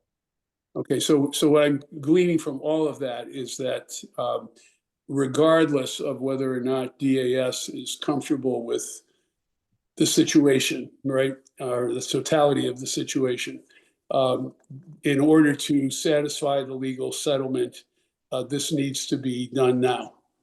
Am I correct? Yeah, I think it's recommended because the reality is without a determination now, you are not going to acquire this property for several years. All right. Okay, thank you. Other comments? Yes, it's important to say that we did talk about this, and I don't think he was here. Steve, Yeah. I don't know, I think you were here, but we went through all of that. 2 And, hours. yeah, thoroughly so. Ad nauseum. Well, Right. I apologize if you're covering the same ground. Thank you. Okay. I mean, it's helpful, I think, to address it for the public anyway. You know, it's again, I can't stress enough that we're going to be advocating for the maximum amount of reimbursement. That at the end of the day, you know, every dollar counts. At the same time, there's been a lot of talk about this being the ideal location for this project and how important the project is. We're very appreciative to have the backing of the state, very appreciative that an acquisition is part of the reimbursement calculus. And obviously, we're more than happy to engage in any level of discussion with DAS about the appropriateness of the amount and how that amount has been arrived at. Let's vote. All right, so we have a motion and a second, correct, Trish? Okay, any last minute comments, questions? All right, all in favor of accepting the resolution? Aye. Aye. Aye. Opposed? Any abstentions? I'll abstain. One abstention, Adamowski. So the motion carries. Thank you, and thank you for the explanations on that. Also, for fans of property acquisition, fans of municipal property acquisition, I know they're out there. You do have an 824 positive referral from planning and zoning, which is a prerequisite to buying or selling property. So that is in your packet as well. You have the minutes of planning and zoning approving that. Thank you. I forgot to mention that. All right, we have no ordinance this month. We do have a number of items under new business, so we'll take them in order. Number one was briefly mentioned in the opening. Acceptance of bid for purpose of negotiation regarding identification of unregistered vehicles. John, do you want to speak any further on that? Yeah, so I can say this is to begin negotiations, so we can set up interviews. The interviews are scheduled to start Monday with your blessing here tonight. And again, it's my hope to get you back a recommended contract. So we can start this program as quickly as possible, start bringing in new revenue for the betterment of our taxpayers and our services. And John, I'll make the motion. refresh me on that though. They take a percentage of that. We don't pay anything, right? They just take a No, percentage. they take a percentage of the account. So they put a fee basically on it that they recover, and we get the taxes. However, let me say this also, you don't have a contract in front of you. That's what the purpose of our vetting process is. That's the way it normally works and what I expect to be bringing to you. But at the end of the day, we're going to be recommending something and you're going to see the contract before, obviously, you vote on it to approve it. And if Okay. you'd like to see the bidder, if you'd like to have any questions answered, we could do that up to and including the next meeting. All right, so we have a motion to accept the bid for the purpose of negotiation by Tar. Do we have a second? Second. Second. Second by Mamone. All in favor? Aye. Aye. Any opposed? Any abstentions?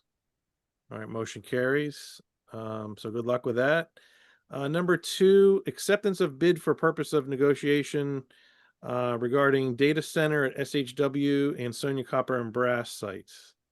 So this is the Alinco bid. Again, this is to enter into negotiations. It is not to approve an agreement. It is not to lease or sell property.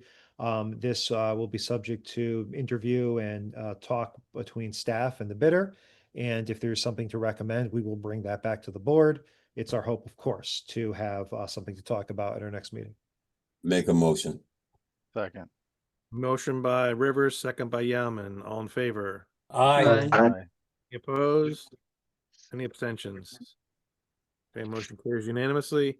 Third one, requests from registrar of voters regarding increase in salary of the registrar and deputy registrars and pre-election stipend. So there was a letter that was in the packet, correct? Yep. I've asked also our registrars to be here tonight to explain a little more. Obviously, there's things you can do, things you can't do right away, in terms of increasing any salary for an elected official, the registrars themselves. Of course, you are prohibited from doing that within an individual's term. It would be set up for the next cycle, next term. However, within the office itself, it's certainly possible. And they're going to be talking about, simply the needs of the office and why that proposal is being made. So I think John or Dave or both or one or the other are here tonight. And I see John Fetter. Yeah, I'm here, John. Thank you. Hey, John. Thank you. I think, I don't know if David, I didn't see him on the list. He did text me that he may not be able to make it tonight, so I'll be handling the heavy lifting. Again, we wanted to actually address the board on this earlier this year, but with the referenda that ended up happening, we kind of had a little bit of delay in getting that done while we got the referenda all set and put away. Taking a look back in some of the records, I believe it's been at least 8, if not 10 years before, since the salary of the registrars and deputy registrars have been addressed. And in comparison to some of the other towns that have fairly equivalent numbers of active voters, it does seem like Ansonia has kind of fallen behind, especially now with the advent of early voting and the number of days that now has to go into that. The nature of the job has changed very much over the past, even 2 years due to that. So, within the packet, we had made some recommendations for what that could look like. Again, any salary increases would not be able to take effect until, I believe it'd be the beginning of 2027 when the next term begins. At the same time, many towns have supplemented that with stipends for special elections, referenda, primaries, to go ahead and bolster that if the salaries are not able to be raised. In addition to that, I believe we had a recommendation for an hourly rate for the early voting days. Again, this is not a matter of, who's in the office right now. This is to set us up for future registrars as well. We want to be sure that you have, whether it's me or David or somebody else, quality people in that office. And with the level of salary as it is now, especially compared to some other towns, it is quite lagging behind. And I have a set of about 30 other towns with that data.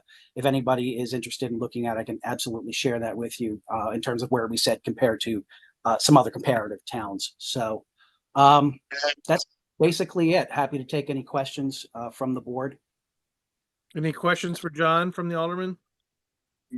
I just have a question. Is this up for re-election this November? I don't remember. No, that's going to be next year, Tony. Following year. Okay. Yep. John, Josh. I have a question for you, Josh. John, is it a percentage? Like, are you guys looking for like a COLA that gets every 2 years built into the position? Well, we have two, basically we had two proposals that we had sent out. Let me go ahead and pull those really quick. And again, there's flexibility here as well as to how, whether it's a salary committee or the board. at Yeah, I large. saw that for 27. I was just wondering if you're talking about building in like I Yeah, guess there was not annual, but every 2-year COLA. correct. Yeah, a COLA or relative COLA. Yeah, there was actually a set amount there. It wasn't a percentage. Yeah. But yes, I mean, in essence, yes, answer to your question. There Yeah, I was just some, know with state employees, they look at that as the COLA raise every 2 years and they're elected also, so for some of them. Yep. So if And we again, we built can in look some at it as COLA system. as well. It's the same ilk though. Yes, in essence. Thank you. Other questions?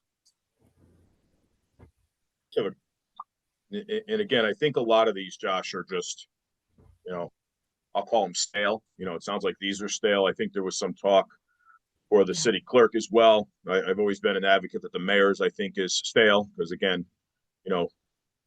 a new incoming mayor would make something along the lines of $50,000, which I don't believe is even a sustainable salary for the amount of work that's required. I know, Livable wage. yeah, if you take it for, Mayor Cassetti and all the hours that he puts in, he's probably about, $150 an hour with all the hours he puts in. But I look at all of these. Do we still have a salary committee, Josh?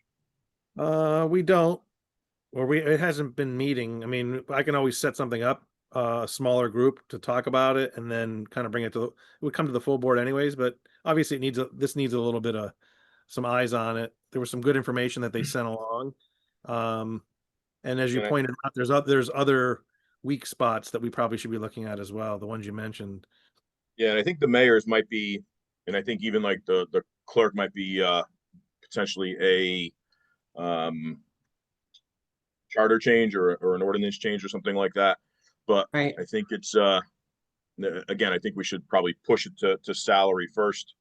Maybe even get some information from Kurt to see, or from Rich to see, from a long-term financial perspective. So I'm gonna make a motion to refer this to the salary commission or salary committee that I guess needs to reconvene and come back to us with this.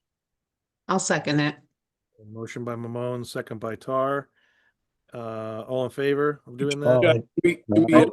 Sorry. Can we just have a discussion on that first? I would be very much in favor of seeing this happen. My question is around the scope of it. Would this include all positions that are not unionized positions? Or are these only elected positions? The two that are on the agenda tonight are elected, Steve. No, I understand, but in terms of the scope of the salary commission, would that be dealing with all elected positions or all elected and appointed that are not unionized? So the salary commission basically makes recommendations to the full board of aldermen. So you could look at it as a workshopping board to make recommendations for the full board to adopt. Obviously, that would not impact union because it's through this board, but unions through the contract negotiation. I understand, but my question is, what is the scope of this? Is the scope elected officials only, or elected and appointed officials that are not unionized? I would say it's everything, but there may be different ways, right? So for example, some things may need an ordinance in order to change, right? Some things may simply need a salary resolution. However, the salary committee could be making any recommendation about salary. This full board would still have to act on any part of it. I understand. I would be in favor of the broadest scope possible to include elected positions as well as appointed non-unionized positions. I think that there is a relationship, as Tony alluded to, between these positions, right? And so it's really good to look at the whole picture involved and set what would be the relative status of each relative to each other in a comprehensive, broader way. Josh, it's Beth. Can I just make a comment? Yes, please. Yeah, the salary resolutions for the 5 elected officials, that would be the mayor, myself, the treasurer, and the 2 registrars. those are done by salary resolution, but they have to be, if there were a change made now, it would take effect in the next term. Right. So it can't be changed during the term. You could do it now, but it wouldn't take effect until the next term start. As far as non-union employees, those are also by salary resolution, but it doesn't affect, those can be done at any time because it doesn't, Correct. they're not elected. Correct. I think I would take up the 5 that were mentioned first. Would be my. Yeah, those, Yep. it's been over a decade since any of them have been changed. Yeah. I do want to remind Josh that there is a salary board because I'm on it. Oh no, I know. I know who's on it, and you're gonna get the wake up call of your life very soon for a meeting. We may be adding people to it, but as John said, it'll actually ultimately come back to us. But I'll have to refresh myself with the membership of that and refresh if needed, and then we'll yeah, you're on it, Rivers. I know that for 100% fact. All right, so Tony, how do you want to proceed? Do you want to limit it to those 5 to start, or do you want to do everything? I'd like to limit it to the 5, but maybe you can add an agenda item to cover the other, as Steve had mentioned. Okay. I'll resecond it. Okay. You got that, Trish? All in favor? Aye. Any opposed? Josh, I have a request. John Federn, can you send me the information that you've gathered on those 30 towns? Yeah, absolutely. I just want to give a tiny bit of background. It was a survey done through ROVAC, the Registrars Association. And they have 169 towns. Unfortunately, only about 30 responded so far, but it's a pretty good sample. I mean, you can take a look at that and get a pretty good sense. Is it current? Is it current? It's as of April. Sure. Yeah. Current enough. Yeah. Okay. We'll Yeah. take it. It's the newest survey we have. Thank you. All right. I'll send it off to you. Thank you. All right. All right. Next up, we have number 4, 2009 property tax bill adjustment, 1 Riverside Drive. That's What is that? 15 years ago. Yeah, that was a long time ago. Did you summarize that? John, you want to quickly summarize this, and are we doing anything with this, or should we? I mean, per our prior conversation, if you'd like to get some guidance from the tax and assessor's office on options, but this is essentially a resident that simply has a question over a very old bill that they were not notified of for some time. And it's a bill that pertains to space they had rented for storage. They had only put in some shelving, no product, no inventory, and did not receive this bill until relatively recently. And of course, you see the base bill and you see the interest. The interest is pretty substantial. So it was quite a shock to the taxpayer. If you'd like to get some more input before you take action, as previously discussed with President Short, we could certainly do that. Yeah, let's do that. Yeah. Is that in the packet? I believe you have the bill in the packet. Yes. I think the letter was just the bill, the bill and the request. All right. Can I make a motion then to cut the interest in half and then offer out, have him pay half the interest in the original tax bill of the $300 plus? You don't want more information? You want to just? It's 2009. It's 2009. It's how many years old, and it's $300. Oh. He's responsible for the tax bill. Cut the interest in half, make the offer, see if he'll pay it. Yeah, I'll second that. Okay, we have a Puts motion. him probably somewhere in the $700 or $800. A motion in a second. Any further discussion on that? I would have punted, but all right. All in favor? Aye. Any opposed? Any abstentions? All right, motion carries. John, will you make that offer, or does that have to go through David? I will, based on that vote. Thank you very much. All right, number 5, we have Patty Nicolari, Pride Academy founder, executive director, requesting waiver fee for planning and zoning. I see Patty is here, and since we allowed others to speak to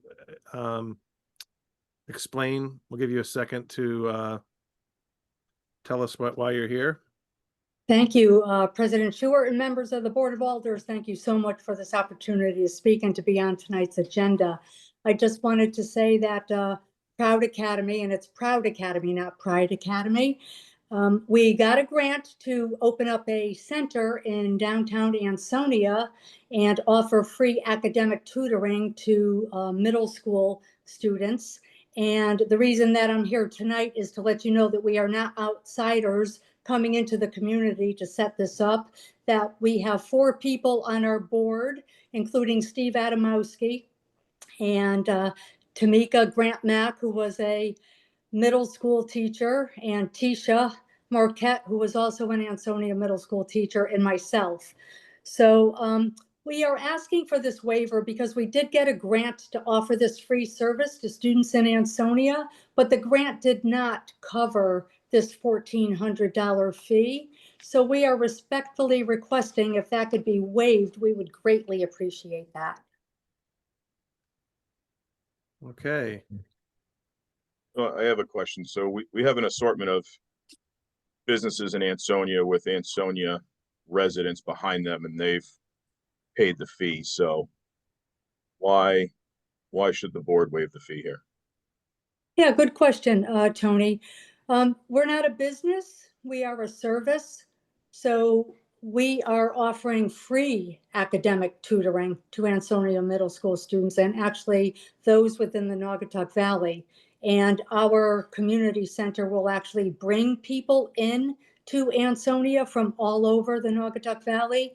And I know people like Tom at Copper City and Mario at Relish are excited about the potential to increase people even visiting their restaurants, which could use a little clientele.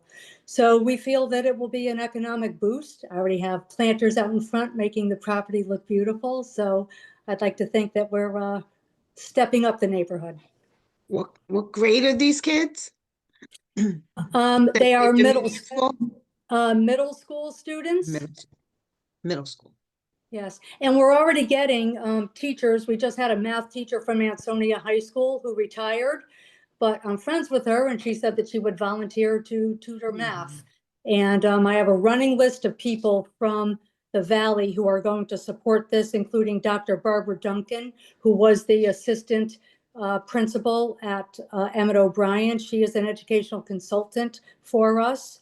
And we also have Rich DiCarlo, who's going to come in and do some artwork with the students.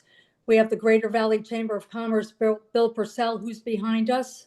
Tom Haynes from Oxford, the Haynes Group, is meeting us to help develop this program. It's really meeting with great support. The Griffin Hospital is going to be a part of this, and they want me to be on one of their boards because they think this is a real feather in the cap for the town of Ansonia and the Naugatuck Valley.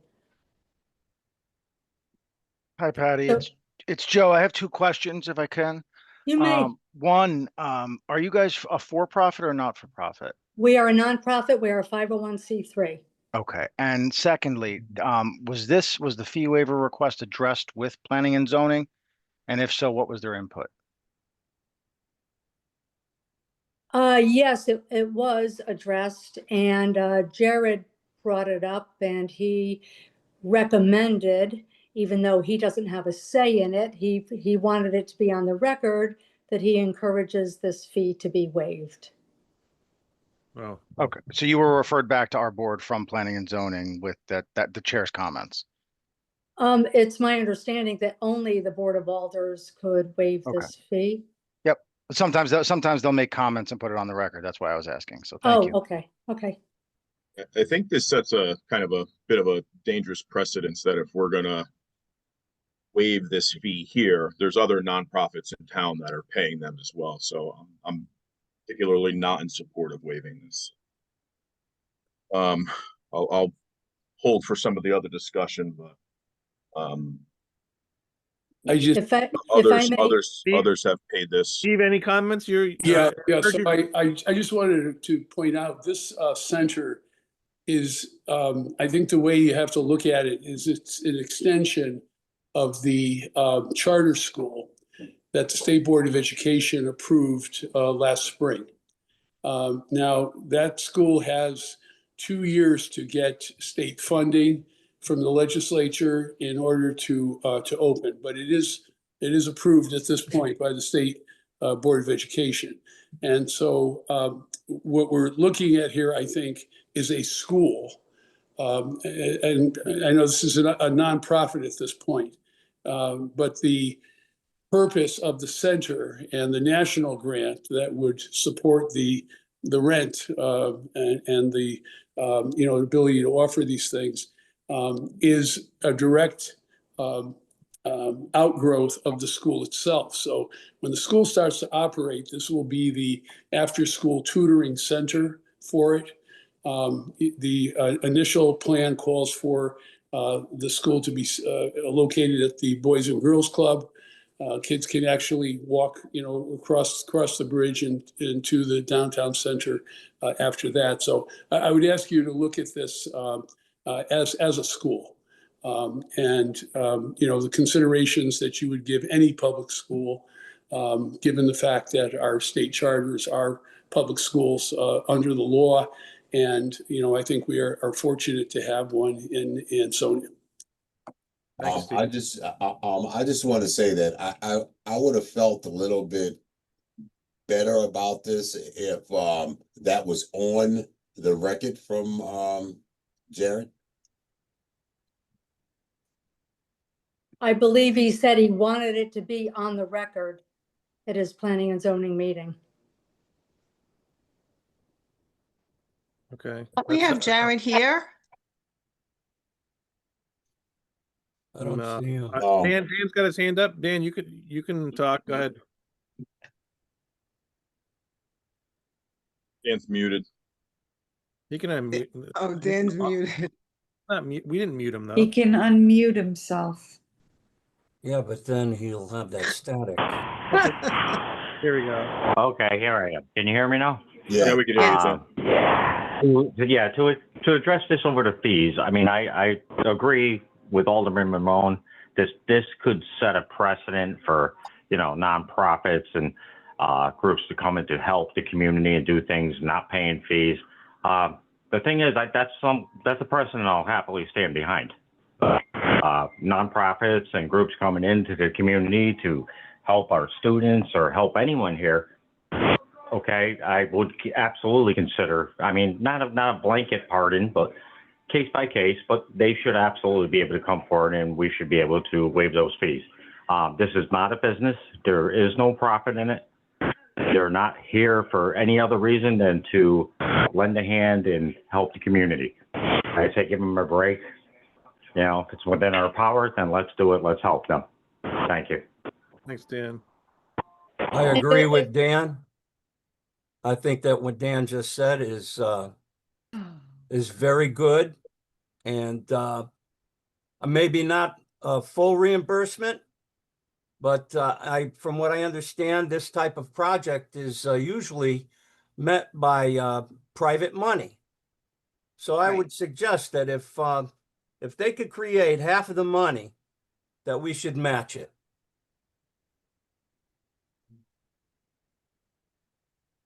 So you're proposing 700? 700? Yep. But we got a lot of stuff going on.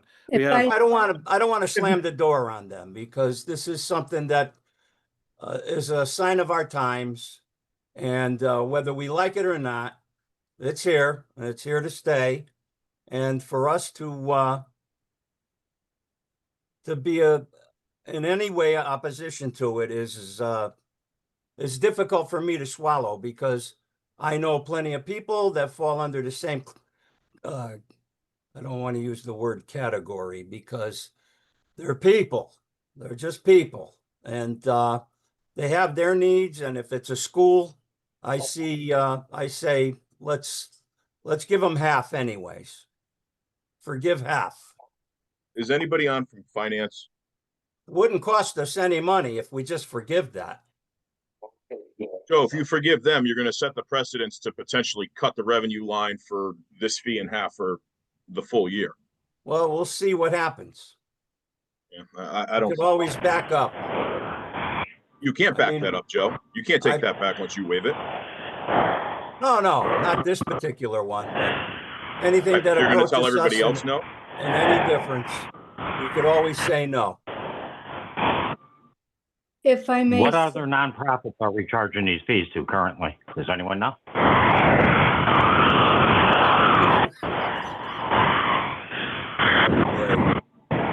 Highlight of my meeting right here. Not off the top of unless anybody has that. John, I don't know if you know that, or Sheila. If Your fees would apply obviously to anybody that's doing business. In this case, you're talking about, a proposed incentive for a nonprofit. You certainly have other nonprofits where the city has tried to provide incentives, like for example, the Valley Arts Council. I believe the Valley Arts Council is similarly situated in that it had to pay most of its expenses from a grant, but the city has always worked with the Valley Arts Council, even when it was paying private rent, to try to accommodate the artists and to use city resources like the Armory to help. So it's certainly not breaking precedent to help a nonprofit that's bringing a level of activity to the downtown. Jared's on. I mean, Yeah, sorry, I generally just you're jumped on. offering incentives for for-profit businesses. Yeah. So No, we won't be hold on. doing So that. hold on for the record. So, Jared, we are talking about the Proud Academy, I believe it is. Tony, or Alderman Mamone, I was actually on, but I was not able to speak with the a storm that was coming over the phone sound. Okay. So the what it is they're going into a location that's in, for lack of better terms, a strip mall that was formerly occupied by a haircutting barbershop. Rhonda had called me and said, hey, we have a change of use here. Do you want me to handle this administratively, where there would have been a nominal fee and they would have just, processed it through the office? Because we didn't know a lot about it, and I was concerned if there was going to be high traffic of buses or transportation, things like that. So everyone knew what was going on. I asked her to talk to Ms. Nick and get her to come, before the Planning and Zoning Commission. Once we saw the scope of what was going on, they kind of just drew a sketch out. They're not changing anything with the building. They're just doing some stuff on the inside with a couple desks and some room. There's not going to be yellow school buses pulling up. There's not going to be a large amount of traffic. And they're a not-profit, and they're also serving all students, not just students of a certain, trait. They're serving everyone. It was really an administrative thing that came in front of us. So I just said, we don't have the ability to waive the fee, but, you would have to go to the Board of Aldermen to do it. There was no cost of advertising anything. There was no cost to planning and zoning to hear the application. We just wanted to get it out in front of everyone. And we did that fairly quickly in one meeting, and it was given approval in the one meeting. So that was kind of the crux of this. And Jared, sometimes, that fee that's essentially levied to cover potential costs of an application, right? And so sometimes it's more intensive, but from what you're saying, the testimony you're giving to the board, this was a situation where it wasn't very intense at all. And in fact, the work is done. And as you said, testimony, I raised my right hand. That was the truth, Where- everything that happened. So, Thanks, Jared. Thanks, all Jared. right. Thanks, guys. Sorry I was having trouble before. No worries. Let's give them a break. If I may say, this is a small nonprofit. It's not like we have millions of dollars in an account. This is a one-year grant that we have to see if we could make it. And then we have to keep our fingers crossed that we get another grant next year. So $1,400 is a huge hit for this small grant that we got to run this center for 1 year. Would reducing it to 700 be a problem? Not a problem, but every penny helps. And we're really giving for free. We're not huge like Team. Team is an enormous, nonprofit. We're one person. I'm the only employee. Well, it would be a $700 problem. We'd have to, the group would have to take $700 from some plan to provide service, right? This gets smaller and smaller every time. It's only 1 year. We could try it. I appreciate that, Joe. Would you partner with Team? Would we partner with whom? Team? We're going to partner with everybody. Dave Morgan came to our town hall and spoke in favor of Proud Academy. Everybody is on board with this. You ask any agency in the Naugatuck Valley, especially Ansonia, they are thrilled that we are here. We will be a feather in the cap of not only the economic landscape in Ansonia, but in the Naugatuck Valley.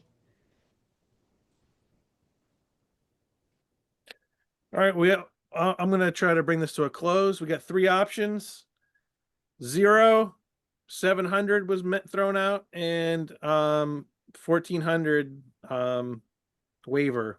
Josh, did we have a motion on this? We have no motions. I'm saying there's been discussion of doing nothing, or waiving the entirety, or waiving half of it. But we have. Could I make the motion for the $1,400 waiver?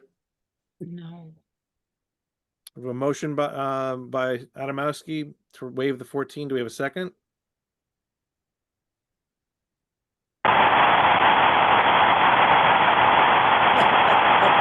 I think we might. Win. I think he seconded. Did he? It sounded like it. I don't know what he did. Wait a minute. Hold on. Steve is actually some sort of appointed member to this. Can he even be in a He position shouldn't to be make the able to, motion? right. That's right. Oh, come on.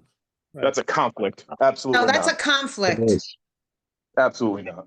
Well, then let's do Plan B. Absolutely. He's a member. He can't. Okay. He's not a paid, He's the board of director, the he's not a paid employee.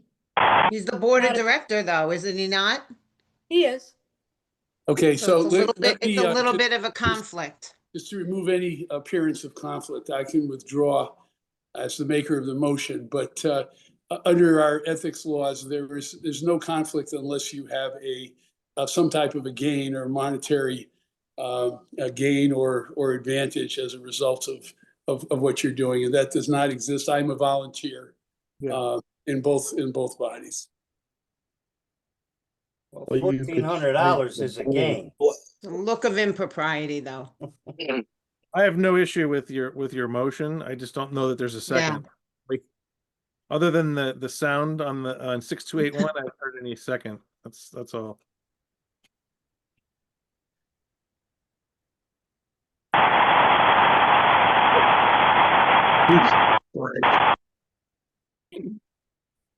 So, other options, other thoughts? Since that's not going, that didn't go anywhere. Josh, through you, I would like to see them pay the full amount. I'm not against the idea of the school. It's just like Dan said, or somebody said, we'll do it on a case-by-case basis. That's not going to work because case-by-case turns into past practice. So if we waive it this time, we're going to have to waive it down the road all the other times. So that's my reasoning. So every time we get a new school, we'll have to consider this. But any new business, it is a hardship for anybody coming in, whether you're nonprofit or not nonprofit, only because you're starting out. So you don't know what funding is coming. You don't know what your sales are going to be. So everybody's kind of in that same boat. Not that it's against one or not against another, but everyone's kind of coming in, not knowing what their future holds. So of course, for anybody, it's a hardship. And we're not costing the city any money. So the city's automatically making $1,400.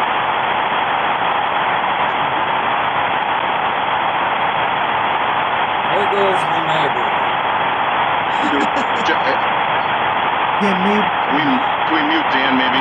Dan, you need to talk. I just fear he's trying to say something and it's just not coming through the tide of the static. Sheila, you want to call Dan? I'm calling do we have, Josh, do we have a motion on the floor? This is, I guess this is my 2 cents on this. I was having some technical difficulties myself. So I heard Steve's motion, and I heard some of the issues with Steve being on the board. So I mean, at this point in time, I see it as you have a not-for-profit coming before this board. They have a 1-year grant to try to put something together and establish themselves. They're trying to do good. They're offering free services to the city. So with all that said, I'm going to make the motion to waive the fee, the full $1,400. Second. All right, we have a motion and a second to waive it. We also had a motion before that to not waive it by Bob Knob. We had no second on that. Wasn't a motion. Wasn't a motion? No. Just a suggestion? Okay, so we have a motion and a second. Do we want to vote on it and then go from there? I think that's I think had enough we've already- discussion. You know, So- yeah, you've had a lot of discussion. You've heard from staff. I mean, I think staff could report though. Remember, you've had incentives that are provided to private businesses for the purpose of stimulating the tax base, but you've also allowed for incentives through various means for nonprofits, whether it be Valley Arts Council, whether it be helping businesses do paving. So the idea of offering incentives to groups that are looking to find a home in our business community, with the idea of invigorating the economy, bringing more people in and of itself helps restaurants, helps small business. So there's certainly plenty of precedent to lend a helping hand. And I believe this is the only incentive that this group has directly looked for from the city. So we certainly have had played a helping hand to stimulate economic growth and to stimulate vibrancy and vitality on our main street. We have a rich tradition of that. And in the grand scheme of things, I think you've heard from Jared that ultimately this fee covers cost, and there really is no concern about cost. This ended up being a very straightforward application that was dispatched without much effort or investment from the city. Thanks. All right, so we have a motion and a second, a lot of good information to waive the fee. All in favor? Aye. All right. And opposed? Opposed. Opposed. Opposed. I guess we should probably do roll call on this, Trish. Got it. Josh, can you hear me? Yes. All right. Can't hear you now. Dan, talk. I'm calling him and it's going to voicemail. So Maybe he sorry. can just text you or something. Yeah, I'm texting him. All right, He's on a phone, right? He's Yeah. computer at all, because I can't even get him to go through a chat. That's why. Could he text one of us? Yeah. Could he text either Josh or maybe Sheila or myself, and we can maybe, and if you hear us through that, it's just sounding like you are at the beach, or possibly that you have a seashell up to the phone. Could you text Josh or anybody, and we can convey that? That way you are on the record. And then we could look into tomorrow as to why this is happening. It's probably an iPhone, that's why. Right, smart. Hey, Rivers. I messaged him. He says yes, King. Okay. Farrar? Yes. Whoops. Adamowski? Yes. Tar? No. Cassetti? Yes. Janetti? Yes. Nutt? No. Hardy? May have lost him. Or he's a Is he there? He's in the car with Dan. Just check page 2 and see he if I might have see. abstained. All right. Yeah, he's no longer in the meeting. Okay. Yauman? Yes. Rivers? No. Mamone? No. Sure, or Levinsky first? No. Durante's not here. Sure.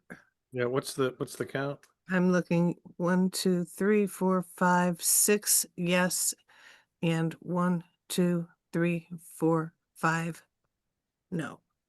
I'll vote yes. 5, 6. Okay. So that then it carries.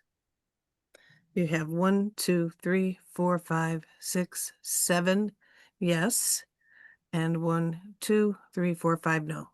Thank you. Congratulations, Patty. I appreciate you all very much for this opportunity. I won't let you down. All Good right, luck. Thanks Thank again, you. thanks again, Jared, for the Congrats background. to the board for setting a scary precedence. By the way. Yep. Yeah, thanks, Steve. You should have been abstaining on that one. Still right. passed. Moving on. Old business, there's nothing listed. Is there any other old business? God, no. No. All right. And then all we have left is another 4 hours of executive session, 4 items. Motion to go into executive session, please. You could hardly get it out. Second. I know, because I'm trying to make a timeline here, man. Motion by River, second by Tar to go to executive session. All in favor? Aye. Aye. We have 4 items, all negotiations. John, who do we need other than yourself? I think right now myself and just Kurt Miller. Is he here? I No. didn't see it. I don't think so. Think so. All right, so for right now, it's just going to be myself. Okay. And No, Sheila? I'm here. no, she's privy to a Yeah, but I could a put, relationship to one yeah, of the but I, items here. No, Sheila. yeah, Let her- but No, I, you're not invited to Get this it out, party, Sheila. I What? could So just for the explain. record, we are going to tackle the first item first in executive session. I just want to state for the record. Let us do that. And I Just- do believe we may have some other moving in and out between executive session, depending on the item, depending who needs to be there and who cannot be there. So I'll Right. say we're going into executive session right now for the purpose of discussing items number 1, 3, and 4. Perfect. 1, 3, and 4. Yep. Okay. Okay, All right. one. Motion to come out of executive session. Second. Motion by Rivers and second by Cassetti. All in favor? Aye. Aye.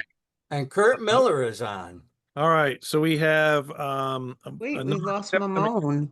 from executive session. Did he not come back from the? We lost him. Yeah, I don't see it. And we started the recording, right? Yes. Okay. I'll be Tony Mamone for a while. That's fine. So we have a number of items to discuss from There he is. executive session. Number will go in order. Number 1, negotiation regarding Yeah.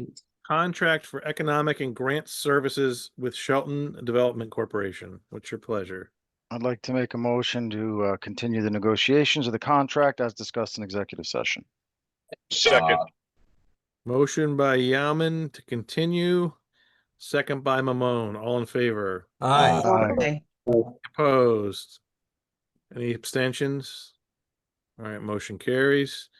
Number 2, negotiation regarding contract and hiring of city operations and human resource manager. No, that's not that. We didn't do that. Okay, That's great. we'll skip that.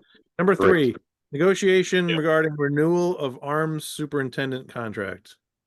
I'd like to ask John to show the changes and then I'll make a motion. I don't know, John, if you want to show. There we go.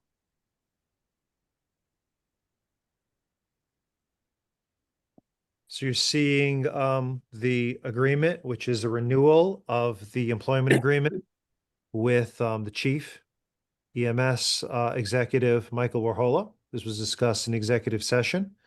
This is essentially the same language as the prior contract, except for the change to salary. The salary remains at 2.5% increments, updated now for the new term, which starts effective July 1st, 2025. The contract otherwise remains unaltered from its previous configuration under the past term. Okay. This contract, if it is approved tonight, will be put on file with the town clerk's office tomorrow. So with John showing that, I'd like to make a motion to approve as discussed and as shown, and authorize the mayor to sign the contract. Second. Motion by Yaman, second by Cassetti. All in favor? Aye. Any opposed? Any abstentions? Motion carries unanimously. Number 4, negotiation regarding renewal of budget director contract. I'd like to make a motion to continue the negotiation of the contract as discussed in executive session. Second. Motion by Yaman, second by Rivers to continue negotiations. All in favor? Aye. Any opposed? Any abstentions? Motion carries unanimously. All right, we have one hanging Chad, number 2. Motion to go back into executive session. Second. Motion to go into executive session, Rivers, second by Tar. All in favor? Aye. All right, John, who do we need for this? So for the record, I'd like to, number 1, indicate that we're going back in on item number 2, which is the negotiation array contract and hiring of city operations and human resource manager. This was not discussed in the previous executive session. I want to request that Mr. Kurt Miller and Sheila O'Malley be, along with myself, permitted to attend the executive session, and also note for the record that Alderman Yauman is not being invited to this executive session. Go back to your room. Lucky. Have a wonderful evening, everybody. Yeah. Oh, sure. Good night, Joe. Good night. All right, make us a room. Oh, could it Spare get no any expense. worse? Aha. John, did you kill the recording? Now. Now we are. Now Hit we it, are. Rivers. Okay. Rivers, Motion to come out of executive session. Second. motion and a second. All in favor? Aye. All right, last item in executive session, negotiation regarding contract and hiring of city operations and human resource manager. How would you like to proceed? I'd like to make a motion to authorize Corporation Counsel to continue negotiations as discussed in executive session. Second. Motion by Mamone, second by Rivers to continue negotiations as discussed. All in favor? Aye. Any opposed? Any abstentions? All right, motion Motion carried. to adjourn. Wait that minute. Second. Hold on. Oh, 10:59. Motion to adjourn, Rivers, Mamone, and 10:59 in under 11. Thank you, everybody. Aye. Thank you, everybody. Good Have a night, good night. everybody. Good night.